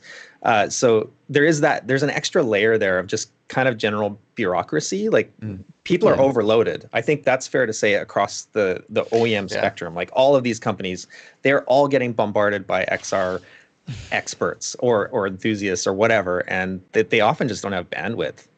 Yeah, and I genuinely hope that is the case, and it's nothing more on the malicious side. Is the point that I'm just trying to make, because we know that they've done some shady stuff before. Yeah, that's totally particularly fair. around his app. Yeah, but let's move on then. Let's get into the sort of nitty gritty with you, Denny. So if you don't know who Denny is, just to sort of reiterate, he's the CEO of the CEO of Cloudhead Games, responsible for VR titles like The Gallery, episodes 1 and 2. Pistol Whip, and the Index Controller demo Aperture Hand Lab. If you have any questions for Denny, by the way, drop them in the chat now, and we'll kind of flick back through and we'll read some of them out. Oh, and creator of the Oculus logo. Exactly right. Because if you don't know, Denny was on the show 18 months ago. We had a great time with him on the show, and there was a lot of insight into the early days of VR. You know, how you got into VR. You know, the early days of chatting with like Palmer Luckey on the mod forums and being responsible for the first Oculus logo, then your journey into becoming the CEO of Cloudhead Games, and you know the difficulties around motion controllers with the STEM system, the Sixth Sense STEM system, and that kind of stuff. So if you're interested in to learn more about the history of Cloudhead and Denny's journey into VR, then go and check out episode 154 and have a listen back. It's a great conversation. But how have you and the team been since that time? Because that was obviously 18 months ago. You know, it was mid-COVID, so things have sort of started to ease a little bit. Are you sort of back together as a team, or are you still going down the remote working route? Or how's that working as a studio? We had to shut down our physical location, which was it was an old fire hall that we converted. It was like 8,000 square feet. And oh wow! The depressing thing about that at the time was that we were just in the process of renovating the entire downstairs. It was like midway through construction, and we had to just scrap it all. Wow. So we do still have a physical office, and now it's in a train station. It's just, we have a funny, weird building history. But it was actually we were in this train station many years ago. It was maybe our second office. So we kind of moved back there. It's just a tiny little room, and essentially it just functions as a way to get gear out to staff and IT stuff. Anyways, we need some kind of physical location, and Tracy, my COO, and my wife often goes there, and we'll do like small meetups there or whatever. But we're essentially a remote studio, and we will remain that way for the foreseeable future. I don't think there's any going back. Just not just in terms of like because the pandemic forced certain things, but there's no going back because workers have experienced working from home. They like the flexibility. They want the flexibility, and it's just the future. You have to be flexible enough to let people do that fully remote studio. We might evolve into having like a flex space. We kind of have it now, but something a bit more purpose built for that, so that people can get together if they want to, or they want to get out of the house because the kid's crying or whatever. There's a place for them to kind of hide and focus on work. But yeah, it's fully remote. Nice. And I think I saw when I read your blog post about the studio, because you celebrated your 9-year anniversary just recently. So congratulations to you and the team for that, by the way. But I saw that you've grown the studio now to like 70 plus employees. Like, that's crazy. Yeah, well, we're not quite there yet. I think we're 40. Anyways, by the end of the year, we'll be in excess of that, very likely. Wow. We've had good luck because we live on the West Coast and near Vancouver. We're on Vancouver Island, but there's a lot of VR related studios and talent on the West Coast for whatever reason. And we haven't had a problem hiring. People often come to us and poke around and see if we're looking for people. So we've been really lucky that way. So you're not quite at 70 yet, but that's the plan for at least the end of this year, to be 70 plus employees. Yeah, because Pistol Whip we consider it kind of evergreen. It's something that will just kind of remain on market, and we're constantly adding to it, adding features, adding new scenes. And so there's a team dedicated to that. And then there's a team dedicated to the new not AAA product. And then there's a team dedicated to labs, and labs it kind of vacillates. Like there's the number of people focused in there can change. Yeah. But anyways, it's like 3 kind of departments happening at the studio. So we're just, this is a good sign for the industry in general. And I know, again, a lot of our peers are kind of much in the same growth sprint because we can afford it, right? So that's great. Yeah, that is great. And we touched about this like previously during the show, but us as creators and enthusiasts of VR and VR gaming specifically, we kind of felt like this beginning section of the year was kind of quiet. We had this huge push over the Christmas period, new titles, big push in marketing from the Meta side as well, with the Quest 2 sold incredibly well over the Christmas period. And then we kind of got like a nothing, like January hit and that was it, nothing. Do you as a developer feel that kind of lull and you kind of touched on this, that, there's so much stuff going on behind the scenes for you as a developer. It's just that nothing is kind of public yet. Yeah, it's I'm sure it's the same for many other studios. It's actually quite frustrating not being able to talk about all the things that are happening. There's so much happening with the actual OEMs producing hardware that can't be talked about openly. That's maybe the most frustrating thing, is wanting to get everybody up to speed there on how exciting everything is and where things are headed. But I think everybody is just truly heads down building. There's so much to do, and people finally have the resources to do it. Yeah. And so maybe, like, without giving too much away, like, what is it that you're most excited about right now, moving forward in the VR space? Is it like the new hardware? Is it like, the fact that there are more people that are well established now, like yourselves, that have got experience in the industry? Like, what is it that excites you about the VR space right now? I think the most exciting thing is that we've climbed out of the trough of disillusionment with VR, just in general. So, like in 2018, everything was dying, dead. Investment circles were focused squarely on AR, and then all of these years later, there's a realization that, oh crap, AR has some really hard problems that aren't going to be solved for another 10 years.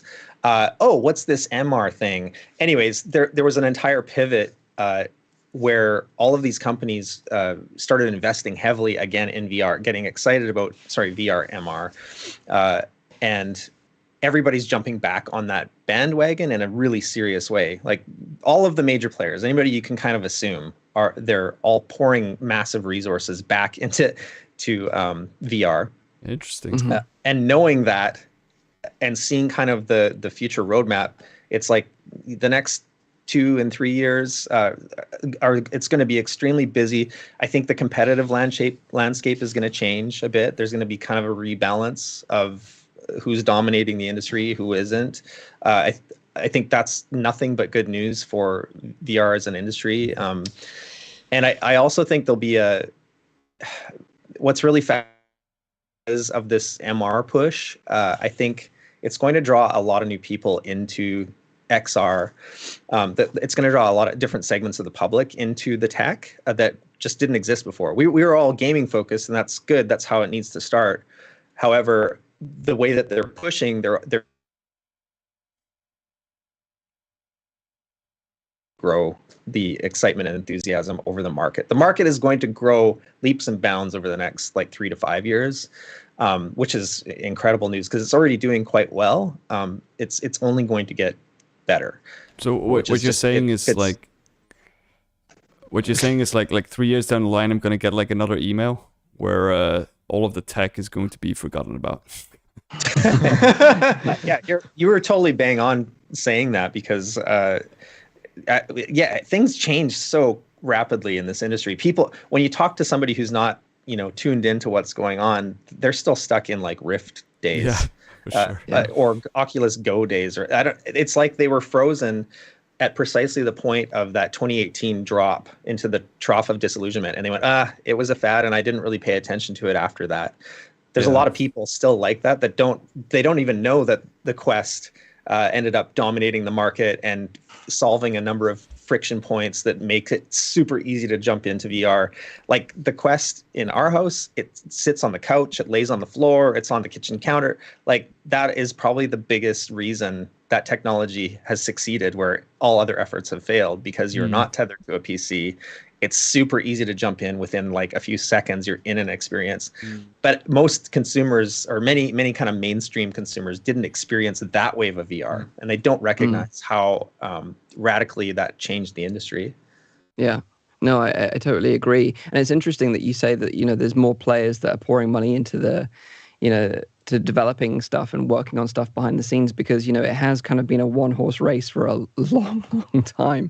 And even just it would just be interesting to see more players come in and sort of duke it out with meta a little bit. And I think it's good for consumers, it's good for innovation, it's good for developers, it's good for everyone. Competition in the space, having this one company run the roost isn't good for anyone, I don't think. Yeah, releasing a game on multiple different headsets is awesome for developers. You know, so it's awesome like and Pico, not because it's expensive when you have to port to so many different. That's one, I will say, one kind of pain point in the industry right now is we're reached out to quite often from new headsets wanting us to get on their SDK and port to their system, and there's still like a pretty divergent gap there, and you really have to dedicate people to the porting exercise, and it becomes very expensive. So we're still stuck in this phase where we can only focus resources on like 2 or 3 platforms at a time. Yeah, and there's a little bit of a silver lining to that as well, I think, because with the amount of, like, for example, if you are one of the studios that that Meta wants to pull money in, then it's interesting for them, of course, to say you get exclusive access and you get almost unlimited resources in order to develop this thing because you're on that Facebook budget. And the reason why we've seen some of those experiences coming to the Oculus Quest or coming to the Rift S before, for example, is because they're on that Facebook budget that are able to deliver those kind of experiences. Yeah, I was going to ask, are you guys on the Pico Neo store? No. Okay. For some reason I thought you were. I don't know why. I have a Pico right there. But we're talking about things. Yeah, right. What do you think of their platform though? Like, or their plans for, let's say, now rolling into the consumer market in Europe for now? Yeah. It's interesting. I think it makes a lot of sense. Like, Quest or Meta's products can't really function overseas or in the Asian markets, really, for a lot of different reasons. In China specifically, and the Chinese market is such a difficult nut to crack because penetrating into that market from North American markets is almost impossible. And vice versa, it's very difficult for them to penetrate into American markets. So they have their own isolated market with their own hardware, and often it's very, very similar to things that are produced over here. I think there's going to be a big market over there for something like the Pico. There's definitely demand for it and a need for it there. I think it'll do quite well. Yeah. And is it like, because you said you needed a dedicated team to work on ports like this?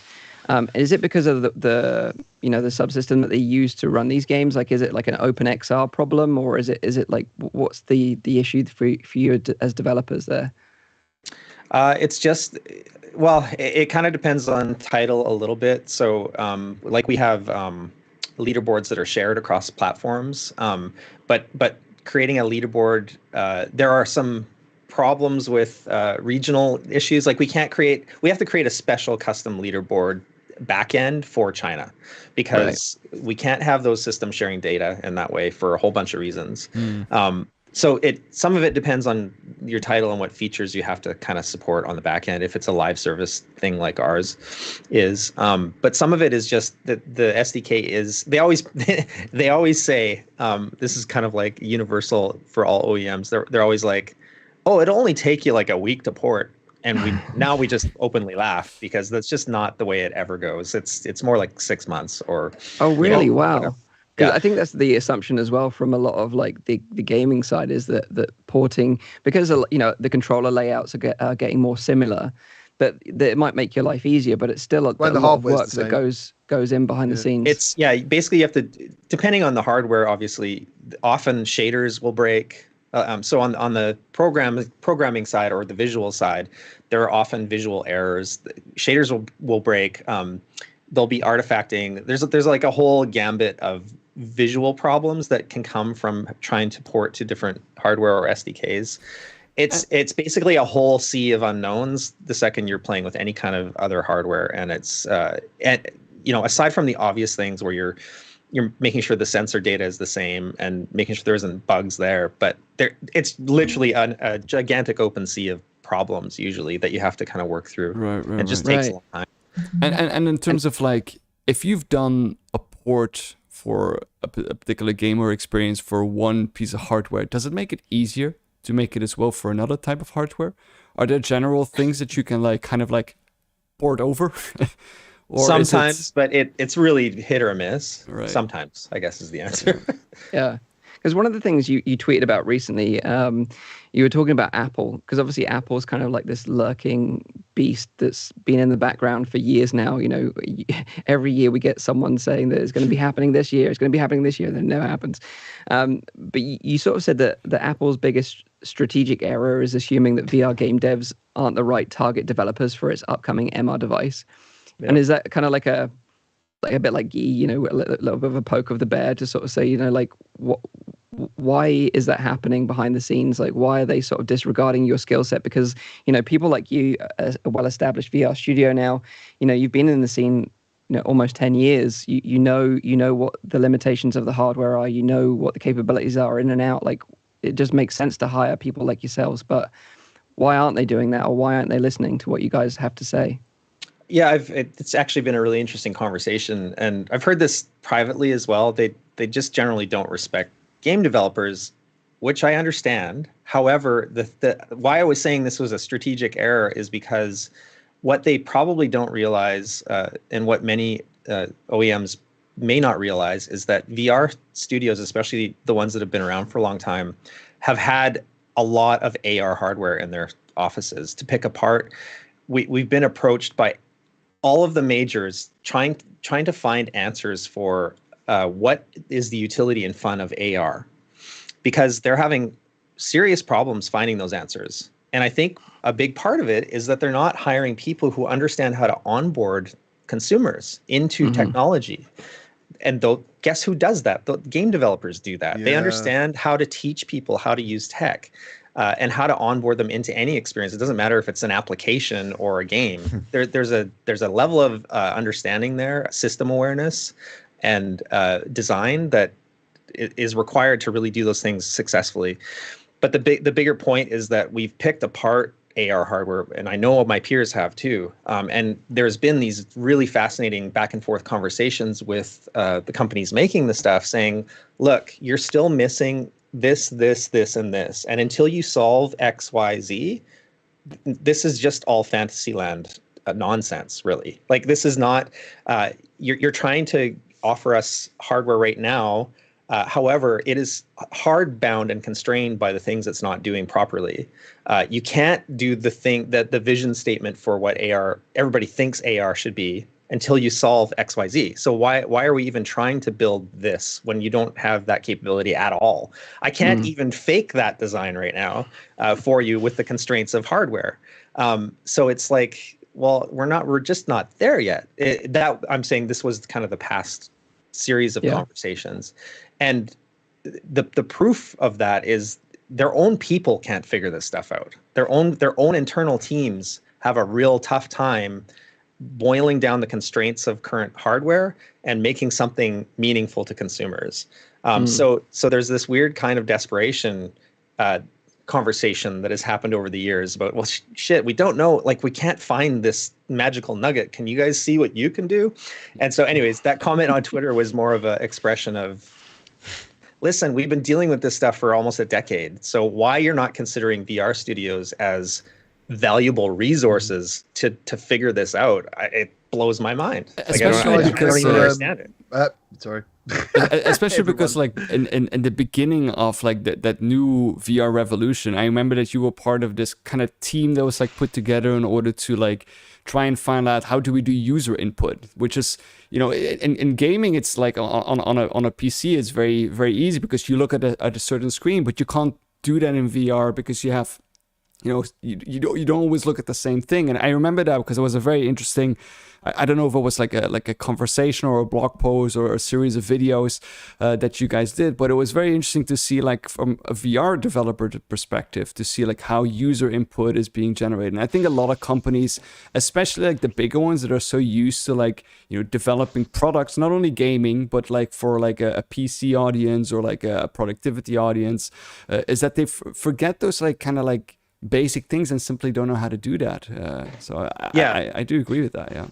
Yeah, you mix that with like, there's just like this base level of awareness and understanding of how to develop for spatial XR. Like, it is a whole discipline that people don't have. And the mistake we see being made repeatedly is they think they can do it, But they're the truth is that they're almost a decade behind in some cases, and they're like, we got this. Our engineering team can figure this out. But you have to learn so many weird, nuanced things about how to design for a 3D spatial environment, and that. Anyways, that was my point.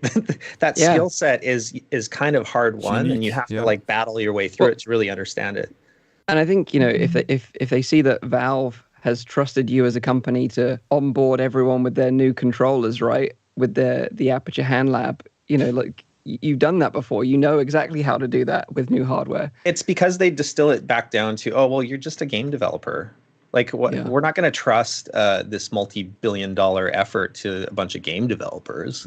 Like, again, it's like this. It's this a bit of a facetious, like, not really understanding the journey that it took to get to where we actually are starting to understand like XR as a medium. But how like what would your approach be to wake them up or get their attention? Like my instant response would be like, okay, I need to first talk to someone, network my way in. Yes. And then start to really get to the point where it's like, listen. Totally. It's like Fort Knox at Apple. You can't, there is none of that. So traditional ways of wiggling your way through contacts and connections, you always hit a hard wall. Almost, they come to you, you don't go to them, which is fair enough. That Apple's, as we all know, maybe one of the most secretive companies on the planet, and they do try to take things in house and just deal with it themselves. They do all listen to this podcast, so they've heard you now. Already. No worry. I just want to say, Denny, recently you right. mentioned on Twitter about doing a developer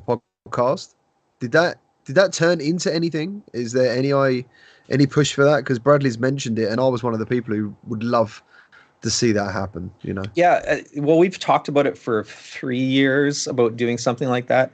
I think the problem and where we get hung up often is that it's like we can have this really cool developer podcasts where we can't talk about anything because that's right. Because we'll hear all of these bits and pieces and then we'll just get hung up on our sign NDAs. That's exactly but that's exactly why you're on here. Like, we just say it for you. You don't have to say anything. You don't have to nod if it's true or not. We just say it. No, but like the thing is, like you're always welcome to come on the show, even if you don't have anything to really say or you can't confirm it. I mean, there's just so much, even now when you're kind of vaguely speaking about things, it's still very interesting to listen to. It'd be great if you guys did just kind of like, I don't know. I'm more than happy to come on more frequently. Or you could have like a segment where it's just you bring in, you're already doing this. You're bringing in developers to talk to them. Yeah. What am I talking about? We do. But just like you, a lot of the time they're bound by, a lot of stuff that they can't talk about. But a question I had for you about Cloudhead was, because predominantly you're known as a gaming studio, and I appreciate, the comments you were saying about the whole Apple perception of you as a company. But have you worked on other projects aside from gaming in the VR, XR space, or is that something you can't talk about? Aside from gaming, yes. There's been a few things, anyway, I can't talk about them, but they were, yes. We've worked on AR products before and gotten through discussions about certain things. In really late stage, yes, there's been I think maybe it's more fair to say it's more like consulting. That might be a better way to frame it. Because we've seen it with other developers that have made projects for McDonald's, for example, to fund their games. So they do a lot of the business stuff to fund the fun stuff that they actually want to do. Right. Is what we haven't done work specifically like that. I wouldn't want to. We're not. That's not our passion to do. Subcontracted McDonald's ads, and I think as well now, like you're a big enough studio to stand on your own 2 feet anyway, right? So I also think there's a weird how do I say this? I feel like there might be a weird correction coming in following years. I think there's a big focus on MR AR because that is where investors are hyped. That is where the industry is hyped. But going back to what I was saying about finding the fun and utility there, I think it's going to be much harder than most people realize. I think there's going to, and there's the reason I'm saying this is because there's kind of like a weird push away from VR content in general and the importance of VR as a medium, because again, it is its own medium. It has its own strengths and its own potential, right? And there's still so much potential there, but there's a strange overcorrection to MR right now, which I think is not really taking the importance of VR seriously enough. Right. So I feel like you're going to see a lot of MR, but in reality, the where the rubber meets the road is still going to be VR in a bigger way than maybe they anticipate. So I think there's going to be a push there and then a correction going, okay, wait a minute. VR is still really great and we shouldn't be completely ignoring it. Yeah. Do you guys remember the AR experiences on 3DS? On the Nintendo 3DS. So like you could scan your friends' faces and they would turn into spaceships that you run around the house shooting. Or for example, or you'd have like a volcano appear on your front room and stuff. And that stuff back in the day, I know it wasn't like you saw it on a flat screen, but that was absolutely incredible. So when you said about fun experiences, that sort of thing, to me, I always remember that. I always remember because my son running around the house shooting his friend's head with a helicopter and stuff, you know. Maybe this is a bit off topic, or maybe it's not. It's like I wonder, where's Nintendo right now with the whole VR thing? I think the Labo stuff was really cool. I really enjoyed it. I thought it was awesome because the fact that kids got to learn to build their own games, and it explained VR to you. So you put on the headset and it's like, hey, I'm a headset. I'm VR. This is what I do. I know it sounds kind of silly, but you kind of get the point of like, how does this work and what it's made of? But now, like, how long it's been ago? Like 3-4 years that it came out, and now there's nothing. Are they still going to come back to that? Again, if they lean too far into we're just building applications and we're just going to put application designers on that, they're kind of missing the point. You need people who understand fun to make boring things interesting. Like look really at that nice Mario phrase. Kart. I really like that. You need to understand reality. That's fun. like a mixed reality game. The AR thing, The AR. That's the last thing that came out. True, Yeah, that was cool. One thing, do I have potato vision right now? I feel like I do. We all kind of dip in and out of it, every now and again. Yeah, apologies for that. But one thing that was kind of interesting that got the whole industry hyped a little while ago was this whole concept of Valve making a standalone headset, right? Because standalone has kind of been so successful. And then, they brought out the Steam Deck, and, Nathan and I have a Steam Deck, and, actually GT has one as well. And, it's an incredibly, it's an incredibly capable machine for something that's so small. You can legitimately play like Elden Ring on this thing, which is just absolutely mind blowing. And they were obviously saying, that this is kind of like an evolutionary step to what they want to create. Are you a kind of a believer in that kind of idea of like the future, we will have a standalone PC VR Steam based headset at some point? I think there's going to be a really weird transition over the next like 3. Yeah, it could happen in 3 years, but I think where people aren't looking is what's going on with cloud computing and offboard compute. This whole notion of everything has to be processed in the headset, I think, is going to disappear. 100%. It's going to go through your local network. It's going to be processed in some data center, and they're going to stream out really high fidelity experiences back to your headset. That tech has already been proven out. The only uncertainty with it, in a lot of ways, is just the reliability of your local network to take in data. So it's a bit exclusionary in that way because some people may not have the right network to handle it, but the hardware is definitely going to go there. They're going to take more and more off the headset. They're going to compute it in a data center. They'll have dedicated hardware, dedicated chipsets to doing specific functionality. Stop there. It will be like renting a router, like you'll be renting a VR headset. I think you get like monthly subscription prices, and it comes with the compute cost. Well, I already kind of do that with my PlayStation 5 now. I didn't really download anything on it. Everything I do is streamed, and it works perfectly. And I'm like getting lazy to the point now. I'm like, 5 gigabytes.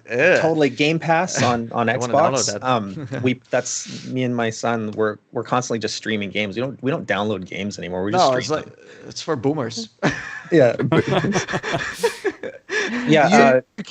UK has got terrible broadband though. I've got bad internet. It is really bad. That's the problem. So that's where it's going to take the market time to catch up to home network reliability, I think. So that's why I'm saying there'll be this really weird period of like everybody doing mobile hardware affordances until that other stuff catches up, or it'll be some mix of both things. Yeah. But I think the great thing about that is when you remove the processing power from the headset, they become cheaper, right? Lighter, more comfortable. Yes. And you know, we've seen that with a cheaper, more affordable, more accessible headset, that's a big boom for the industry. So yeah, that's interesting that you think that that's the direction they're going to take. So yeah, in the chat we have a few people who've already been. They really want to like hear you about like PC VR, like state of PC VR right now, but also because at the moment all the games are coming out on Quest. Most of them, PlayStation VR. Like for the last few months, I've seen developers really giving up on that now, and that's totally fair because it's so old. It's like ancient by now. But PC VR, I see a lot of games getting ported, for example, like Fracked, but also games coming from Quest to PC VR. But if you look at, for example, the review rates, like it's a very small number. I don't know if it's even like you can make your money back on that to port over a piece like a game now to PC. It's such a big topic. This gets in a little bit to how stores curate, the importance of curation. Like, so again, the Quest right now is something like 72% of the market. It could be a bit higher at this point. So if you're making money, that's typically where you're making it. And you're still doing these porting exercises to PlayStation and Steam. However, that's where the market is. You're constrained by XR2 chipset fidelity. You have to build stylized things that work on that headset. I know that there's been a push recently to say, well, no, you can make it look better. You can, but guess what? You need more people, more money to make it look better because that's an optimization challenge and it's a huge job. So most developers can only afford to do that stylized thing, and most of them can only afford to target the Quest because that's the market. So we are in this weird loop that is a bit constrained. We can't build these higher fidelity PC VR like experiences because it's like throwing money away, right? So, and that's really unfortunate because as we all know, there's great potential with PC VR. But that again is like if you take that and put it in a bucket with where the technology is going, right now there's a focus on standalone. However, there is going to be this streaming component that's going to eventually flow into that. So you're going to get back to PC VR through that, I think. It's like people are still like the form factor that makes sense for this and the reduction in friction is standalone headsets where you don't need a PC and setup is incredibly easy. You're going to get your fidelity back through streaming, I think. And I think before that time, though, because I you know, you say that's maybe 3-4 years off. Like in the foreseeable future with PSVR 2, do you think PC VR will benefit from that as well? So maybe like you'll launch on PSVR 2 with the higher fidelity experience, but you'll also be able to port that over to PC and have a similar experience on PC. Yeah, the PSVR 2 market is interesting.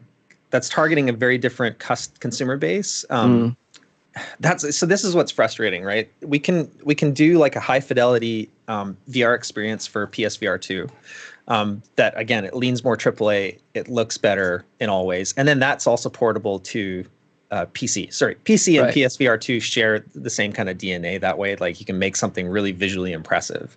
Yeah. However, Steam as a market, incredibly challenging. It's again, Quest 72, 75%, whatever that number is. And then you've got this little wedge of Steam VR that only does this much business. And then you've got PlayStation over here, which only does this much business. And a big part of that is that the first gen hardware on the PlayStation was so old that it fell off a cliff. No one's using it. No one's picking it up. How many of those consumers that bought the first gen of PlayStation VR are going to buy into the next generation? Or did they just go, okay, that was kind of a gimmick and I'm not interested anymore? Because the psychology of the console market is very different than PC or standalone VR. And they're much more fickle and they won't necessarily buy in. So how well PSVR 2 does is kind of a big open question right now, even though it's doing all of the right things. It's reducing points of friction all over the place and the hardware is getting way better. I'm saying this to you so that it, like, in context, when we're thinking about building a product, there's a bunch of unknowns there with PC VR and what happens next with PlayStation 2, PSVR 2. But do you think you could bring people back to it like they did with the first Quest when it launched? They brought a lot of old games, Rift games, to the Quest to kind of give it a quick boost and get people interested in like content that was already ready for this audience. Because PlayStation has a lot of, like, I still think even now has the best library of all the platforms. The best games I ever played were on the PlayStation. So if you bring back those original, those original PlayStation VR games, if you bring them to the PSVR 2, you already kind of have a head start in that sense. Yes. It's also bringing known IPs like outside of VR. Yes. So that's what you just said there, Nathie, is part of the unknowns. I agree with you that bringing the older content to the new platform really important. Because it is going to be a kind of a reboot, a refresh of that whole platform. So it is important that you take the good stuff and make sure it's there for launch. There's also the other side of this, which is because the PSVR 2 has facial haptics. There's some research to say that actually gets around some vestibular issues, and I know that there's some conversation there about, like, okay, let's make sure we're making sure that different games are, even though they're made for 2D, they're applicable here because we can kind of lean on that tech. I don't know. I have no personal experience. Well, I do have some experience with facial haptics, but in terms of the data there, I don't know how effective that really is. There's a danger there too, right? Because if they lean too hard into that and it makes people sick still, like, what's the point? Especially because you're someone that's susceptible to that as well. Like, you'd be an interesting, test subject. I was going to say, you couldn't test that on me because I don't hardly ever get sick. I wouldn't be able to tell you if it does anything or not. So if PlayStation is listening as well to this podcast, then just send us all the PSVR 2 and we'll happily test. But I think a lot of people, like Nathie said, a lot of people are banking, especially like that PC VR enthusiast, because the mods are keeping them happy for now, but they're banking on like developers porting games for PSVR 2 onto PC as well. I think that's what they're hoping for, to give that market a bit of a boost. Yeah. I understand the hope. I guess I'm just trying to make sure people understand the economics of deciding how hard you're going to push into platform, because all we can do is look at where the numbers are right now. And unfortunately, for better or for worse, however you want to phrase it, Meta is dominating the market with a standalone headset with some serious constraints on graphic fidelity. Yeah. But then again, PlayStation has the IPs in order to bring in content. The question is, are they going to do that? Right? That's again one of those unknowns. One thing I'll say about PlayStation is they're great about supporting developers with financially, helping them get over the hump to build these things. So I do have hopes there that again, this is part of like a rebalance of the market that I think will happen over the next 2-3 years, kind of thing. So my hope is that both Steam and Valve and PlayStation kind of re-level the market a little bit, but there'll be others too. Right. So I mean, I've seen the. Oh, sorry, Mike. Go on, mate. No, I just see in the comments like someone was saying about, are you saying that Quest is killing PC VR? But I actually think that Quest is holding up VR at the moment, waiting for that bridge into what's next. And I don't see it going anywhere. As you just said, I think that's perfectly well said. We're looking for balance. There isn't any balance at the moment, so. Yeah. Yeah, it's just that I like, because we know that PlayStation has been delayed as far as we know. And I just see, like, I've never really seen this in the market before, that a company has a monopoly for so long that it starts to really hurt the market. It starts to hurt the consumer. It starts to hurt us as content creators. It starts to hurt the developer. The overall ecosystem kind of suffers from that. I don't know, in a way. Entirely. Or is that just me over dramatic, and I just maybe it's done the opposite in my opinion. I think it's actually helped most of my peer studios. It's helped drive consumer adoption. It's maybe the phrasing is wrong. Like, it's not that it's hurting PC VR. It's actually holding up the industry until those PCVR solutions fall into place. Exactly. That's right. But people don't like admitting that because of who's behind it. That's it doesn't matter who it is. It's the point of the matter is that any company develops a competent standalone headset that reduces friction and gets people excited about VR. It's holding up the entire market. Again, I hope that what that really means is that it's just a bridge to higher fidelity experiences. It's almost like the success of Quest has really highlighted how small the actual audience on PC was in the first place before it even existed. Exactly. Yeah, they're very vocal. They're very vocal. And that's why you think, my God, you're surrounded by them. Yeah, they are. And that comes back to the earlier point that I said, like we would never have seen titles such as Resident Evil come to VR or Stormlands or like whatever, big of the IP that is working on those kind of titles if it wasn't for Facebook putting in the money. I mean, never say never, of course, but I do think that the reason why we've had high quality titles coming to VR developed by really, really big studios is due to the fact that there's financial backing coming from Meta behind that. Absolutely. And that's something that we're going to see with PlayStation again, right? Yeah, they do a lot of money being invested into dev studios. Well, I hope so, at least anyway.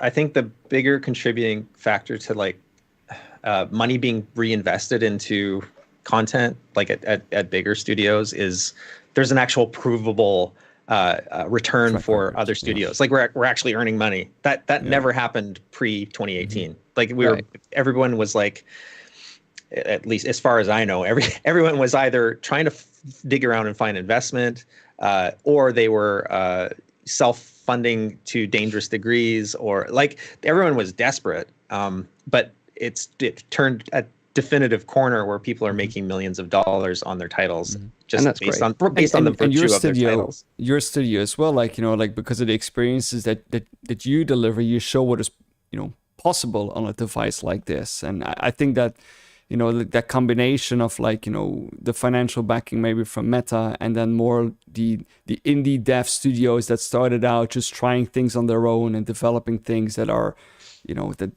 a lot of my best experiences in VR are probably still coming from like indie dev studios that are trying new things that are exciting and are cool to try and are different from all the other things that are out there.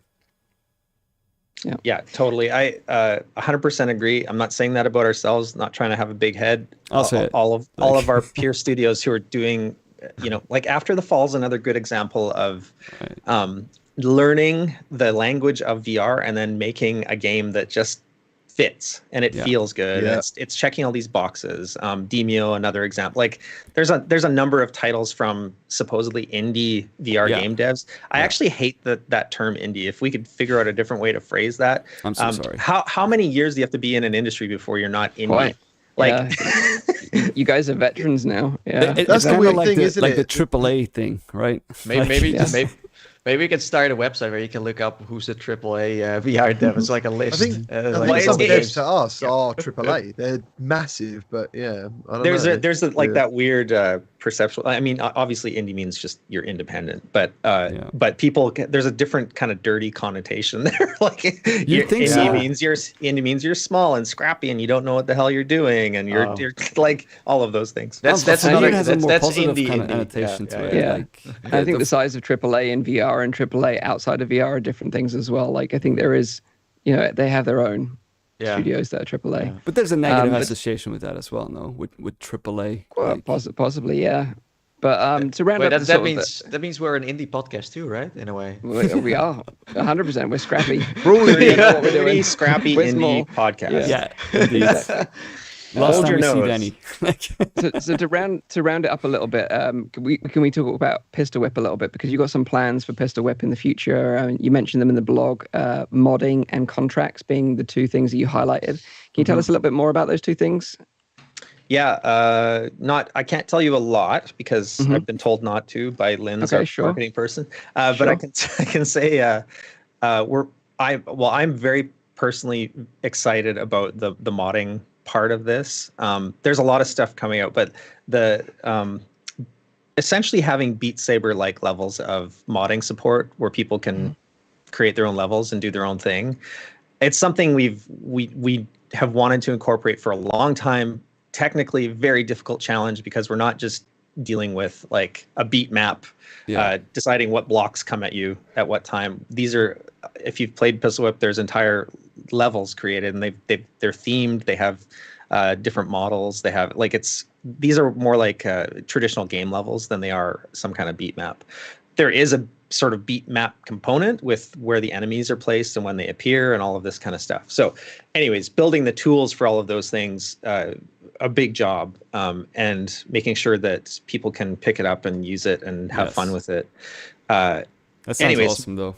Very excited about that. Yeah. Because people can do super weird things, and and then that obviously spawns into like TikTok and YouTube and people doing crazy. I was just going to say, shit. that's why Beat Saber is so popular. Not necessarily because of the songs that are in the games, because of songs that people know outside of gaming completely are then in gaming. So there's a whole sort of sub-market for that, and it's its own advertising mechanism, obviously. So it's really important to us that people have that ability. So very excited about that. It's coming along pretty well. And then we have contracts. I can't say too much about it, but it does add that level of depth to Pistol Whip that wasn't there. Like for people that they want to chart some kind of progress through something in creative ways. It's something that will be kind of brag-worthy and something people will want to share. I can't say too much about it, but it's be very careful. kind of time critical contracts. Great. Sounds cool. I do think the DLCs you put out so far are very impressive, because I find that I'm not saying I'm comparing Pistol Whip with Beat Saber, but it's a certain genre. It's like, a rhythm game. But I find compared to Beat Saber, like Beat Saber is of course pumping out a lot of new music packs.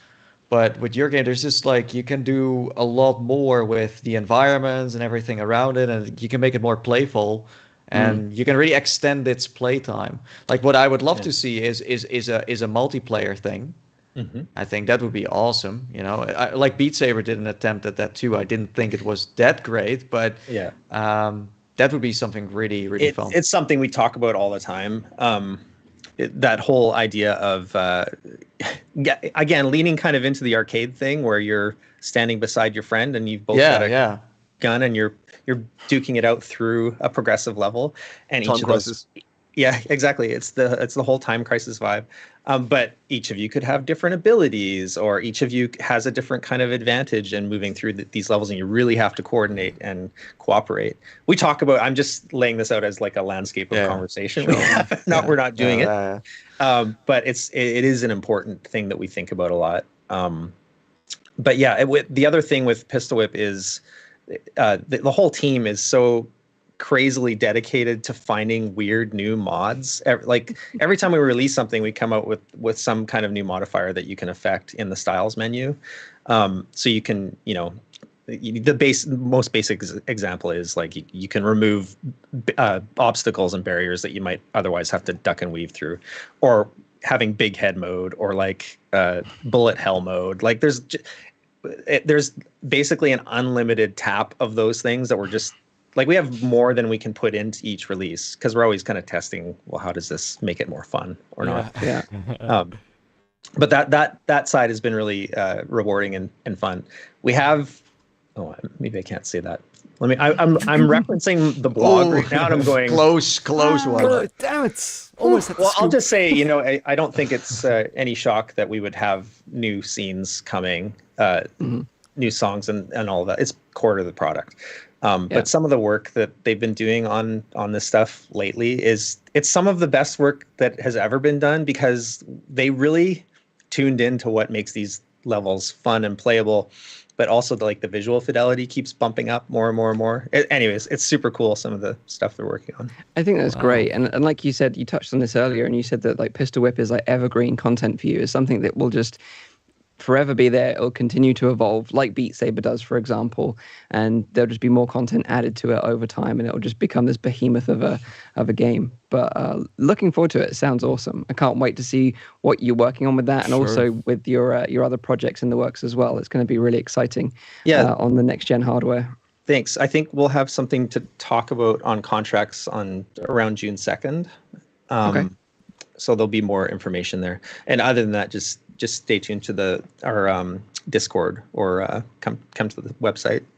Yeah. Sounds great. Or follow Denny on Twitter. Yeah, He's always got something interesting to say there. Adventurous place for sure. Yeah. But yeah, no, it's great. It's great chatting to you always, Denny. Yeah, we'll definitely have you on the show again once you can talk more about some of the stuff that you've been working on behind the scenes. I think that'll be a really interesting conversation because there's definitely some stories there, I'm sure. I'm very, very excited about the bigger things that we're working on right now. I think people will be as well. And again, just really breaking down where we're failing with multiplayer experiences on platform right now and celebrating the successes too. But there's some really fascinating stuff coming. Awesome to hear it. Yeah, I think it just makes us excited, and just to know that there is a lot of work going on behind the scenes, and it's not like, as dead as maybe it feels like it is. There is a lot of work going on. It definitely really isn't. Yeah, no. I don't think it. Yeah, it's just not. the calm before the storm. Yeah, everybody's busy. I know all of our peers are super busy. That's why it's so quiet, because everyone's busy. Yeah, it's good to hear. It's good to hear. So now it's that part of the show where we hand it over. Normally hand it over to Zim, but I think Nathy's in control of the reins this week to tell us about the releases that we can play in the next coming weeks. What have you got for us, Nathy? Here we go again. So I was already prepared for this show because I kind of knew where we were going with this. So I kept it very short, so we could just have this beautiful conversation just flowing around the internets. So, so I have a couple of games. The first one, no surprise to anyone, I think, Little Cities is now out on the Quest and the Quest 2. It's $20, €20. Usually Mike throws in the pounds as well, or Zim does that. I am not from England. England isn't my city, so I was just gonna keep it with euros. I'm sorry, you have to look it up yourself. In England. Yeah, exactly. But anyways, this is a cozy and casual city builder that lets you draw out roads, plot out houses, and watch your residents move in from within glorious VR. It lets you play it standing, seated, and the best way to play it, and I'm sure Denny agrees, is room scale. So you can just be this gentle giant and you walk around through the city and you can just inspect everything. I love that, where you feel huge and then there's just this, island that you look down to. So this is a genre that definitely lends itself to be in VR. So it's a simple title compared to, I would say, Cities VR. It's a bit more casual in that sense. It's not overcomplicating itself. I like it. I like the way it looks. Yeah. And I'm not saying that that's a bad thing. I think both of these genres are just having their different kinds of gamers. But if you like something where you're not stressing out too much about your city being on fire, then this one seems to be pretty good. Then next up we have, I don't know, I still don't know why it's called this way. I found it very strange. It's called Area Man Lives. Oh, yeah. I don't know what's up with this name. It's kind of confusing, but also like usually the game itself, what you play, explains the title. Maybe it does in this case as well. I'm not sure, but it's out now also on Quest 2, and Steam. So there is something to play on PC as well. It's $20, €20. So this game, this is very interesting. I had to watch some gameplays to understand what this is. I found the trailers not really selling it, and also the description they had was kind of cryptic. So this game is a radio drama. So that's the genre apparently that unfolds around you. So you are a new DJ of a quirky radio station. And you have to record commercials, interview callers, and try your best to piece together how your actions inside this station impact your listening audience. So you actually use your microphone to, record bits like, hey, I'm Mike, welcome back to Radio Virtual Reality Oasis. Today, like that kind of vibe. So yeah, you use your microphone and then your text shows up in this like text bubble and it goes to somewhere, and they kind of make it in a way where you feel like things are responding to you. I don't think it's an extremely smart system that is like, like AI overload or like, oh my God, they know everything now.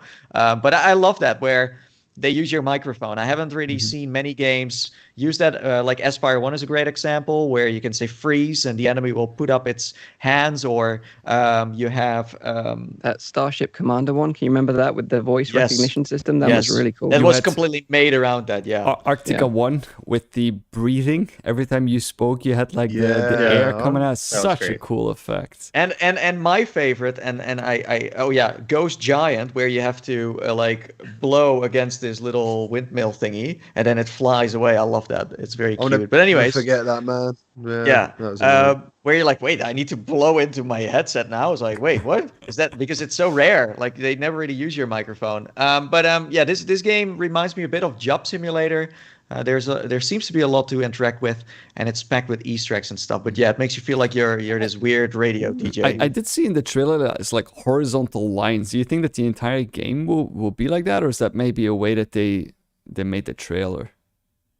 As I said, I don't think the trailer is that great. They didn't really think about. So I would just watch a little bit of gameplay, and see if you like it. I think Wolf in VR did a really good kind of video on that. But yeah, this is one you definitely want to watch some video stuff from it to discover its potential. Then we have a VR classic, and I had to look this up. I had to go back into my time machine.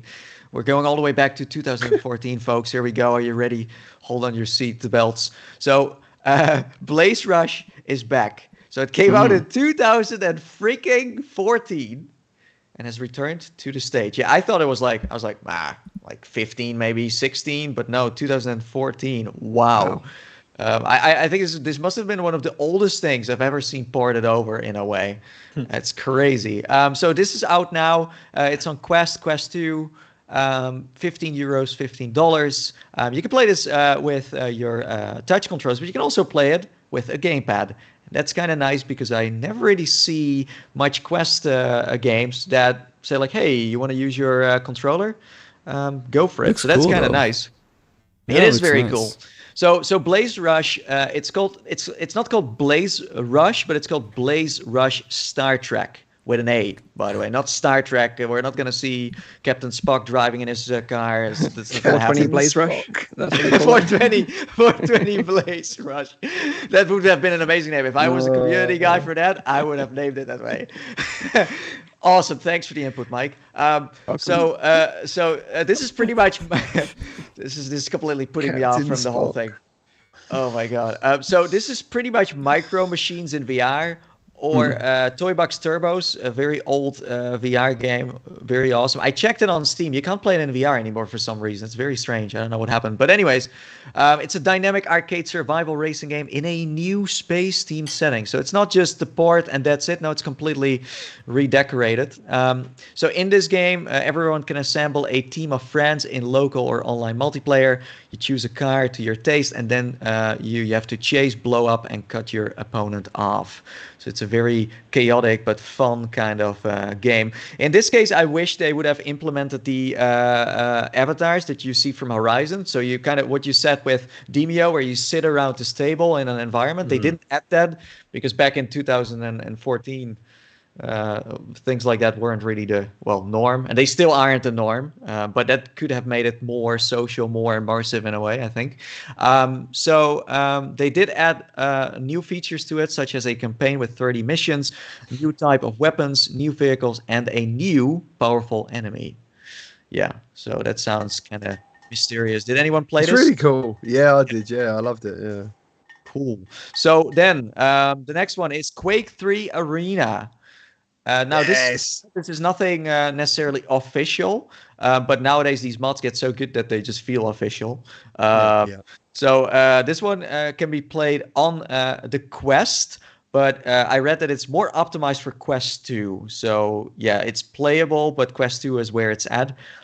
This one is €15 and $15 because you have to buy the game on Steam. It's kind of like with Wolfenstein and all the other beef mods. You have to buy it on Steam and then use side quests to, sideload it to your headset. You need certain from it. I've got something to add to that. Okay. I've got something to. So when you download it from SideQuest, you get, I think, access to 3 or 4 demo levels. And when you go onto multiplayer, there is a server for each of those demo maps. So yeah, you can try it and play against other people online without buying the game. But yeah, you're right. After like 3 or 4 maps, there's. I'm sorry, GT. I'm no pirate. I have to be official here. So buy your games, people. Anyways, so this mod lets you dive into Quake 3 with full motion control support and offers dedicated multiplayer service for VR players. Cool. Because otherwise you might be in a disadvantage or an advantage. I don't know how it works with Quake. It's so fast that, Then we have a freebie. What do you think is the freebie in this case? What game do you think is free? Just a random guess. I don't know, actually. The Sims. Well, I already saw. The Sims? I already know what The Sims. Okay, well, that was a failed attempt at trying to be a bit interactive with you guys. Fine. Okay, cool. No, it's Redout. It's not The Sims, it's Redout Enhanced Edition. So it's free on the Epic Store. And this free deal ends on May 19th. So you still have some time to play it. But this is awesome. It's like Wipeout in VR. Talking about motion sickness, you have been warned. This is one of those games you're like, whoa, things go so freaking fast. I was really excited to play Redout, but having played Wipeout on PSVR, Wipeout to me is still one of the best futuristic races you can get. I think personally. I think. Yep. So those are the games. And to kind of round up the releases here, I wanted to ask Denny, of all the games that have been announced this year, what is the one that to you stood out the most? Oh my God! Don't put me to the fire like this, Nathy. Well, and I can say it's nothing personal. It's nothing personal. So. I'm going to give a terrible answer here, but my honest feeling was that it feels like we're kind of in a weird in-between place with titles. Mm-hmm. I'm looking forward to all of it. Yeah. Honestly, and I say that honestly because I play everything. I really do. Everything that comes out, it's work for me. Much like it is for you all. You're trying to stay on top of everything. So I will play absolutely everything that comes out. And then, if it's great, I'll talk about it. What are you playing at the moment? What's your go-to game at the moment? What's the thing you're playing, for example? Again, I've been just recently. I've just been mostly focused on anything multiplayer, and that includes Deep Rock Galactic and 2D stuff as well, right? Great game. But I really. Taking a deep dive into the more popular social VR stuff. So VR chat and Rec Room and Demio and anything that sort of remotely relates. Yeah. Very nice. It's kind of interesting seeing Blaze Rush come back, because I remember when the Rift shipped and it didn't have motion controllers, you just got a gamepad with it. That was one of the few games you could actually play back then. Kind of crazy, and it wasn't too intense either, because the other games you could play were Eve Valkyrie, which were kind of crazy. You could play The Climb, which was awesome, but Blaze Rush was kind of one of those chill ones that you could enjoy. Oh my God! I feel with a gamepad when you say playing The Climb with a gamepad. Yeah.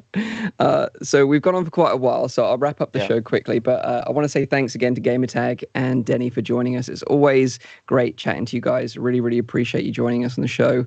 Just a reminder of the show times. The show is live streamed every other Saturday now on YouTube and on Twitch. The show goes live at 7 p.m. in Europe, 6 p.m. in the UK, and 10 a.m. Pacific time. You can also check out the audio version, which is available on iTunes, SoundCloud, and on Spotify. If you've enjoyed this show and some of the insights that Denny has shared, then hit the like button and subscribe to the show for all our future shows so you don't miss them. And we love you all. Thank you very much for joining us, and we'll see you on the next one. And I think Zim will be joining us back again. He couldn't join us this week because he was unpacking all his kit, so he'll even sound see you in 3 years. See you in 3 years. See you in 3 years again, GT. And maybe see you in another 18 months. 3 years. Yeah. Well, I think it was 3 years. I mean, last time I was. Really? I think last time you replaced me. I think. No. I've got a picture of you. I've got our picture that we do before we go live. Everyone has to smile. Oh, right. I've still got that picture. Bedside table. Just because you haven't been on the show doesn't mean we appreciate you any less, GT. Let's not invite him. But you got to play Quake in VR. It's got the haptics. He's added a VR menu. You can scope weapons. You got to try it. GT, you are our timed exclusive on the show. It's That's how I would say it. Either way, it's a real honor to be on here, and it was great talking to you, Denny, and it's great to talk to everyone. Great talking to you as well. Thank you so much for having me. I always enjoy my time here. And shout out to, speaking of titles, Blair working through Lo-Fi. I'm looking very much forward to playing that whenever it eventually comes out. I'm not touching it until it's done. So that's something I'm looking forward to. Awesome. I couldn't stop touching it. Right, and on that note, thank you very much for joining us live. We appreciate you all, and we'll see you in a couple of weeks' time. Until then, take care of yourselves, and bye-bye for now. See you. See you later. Bye.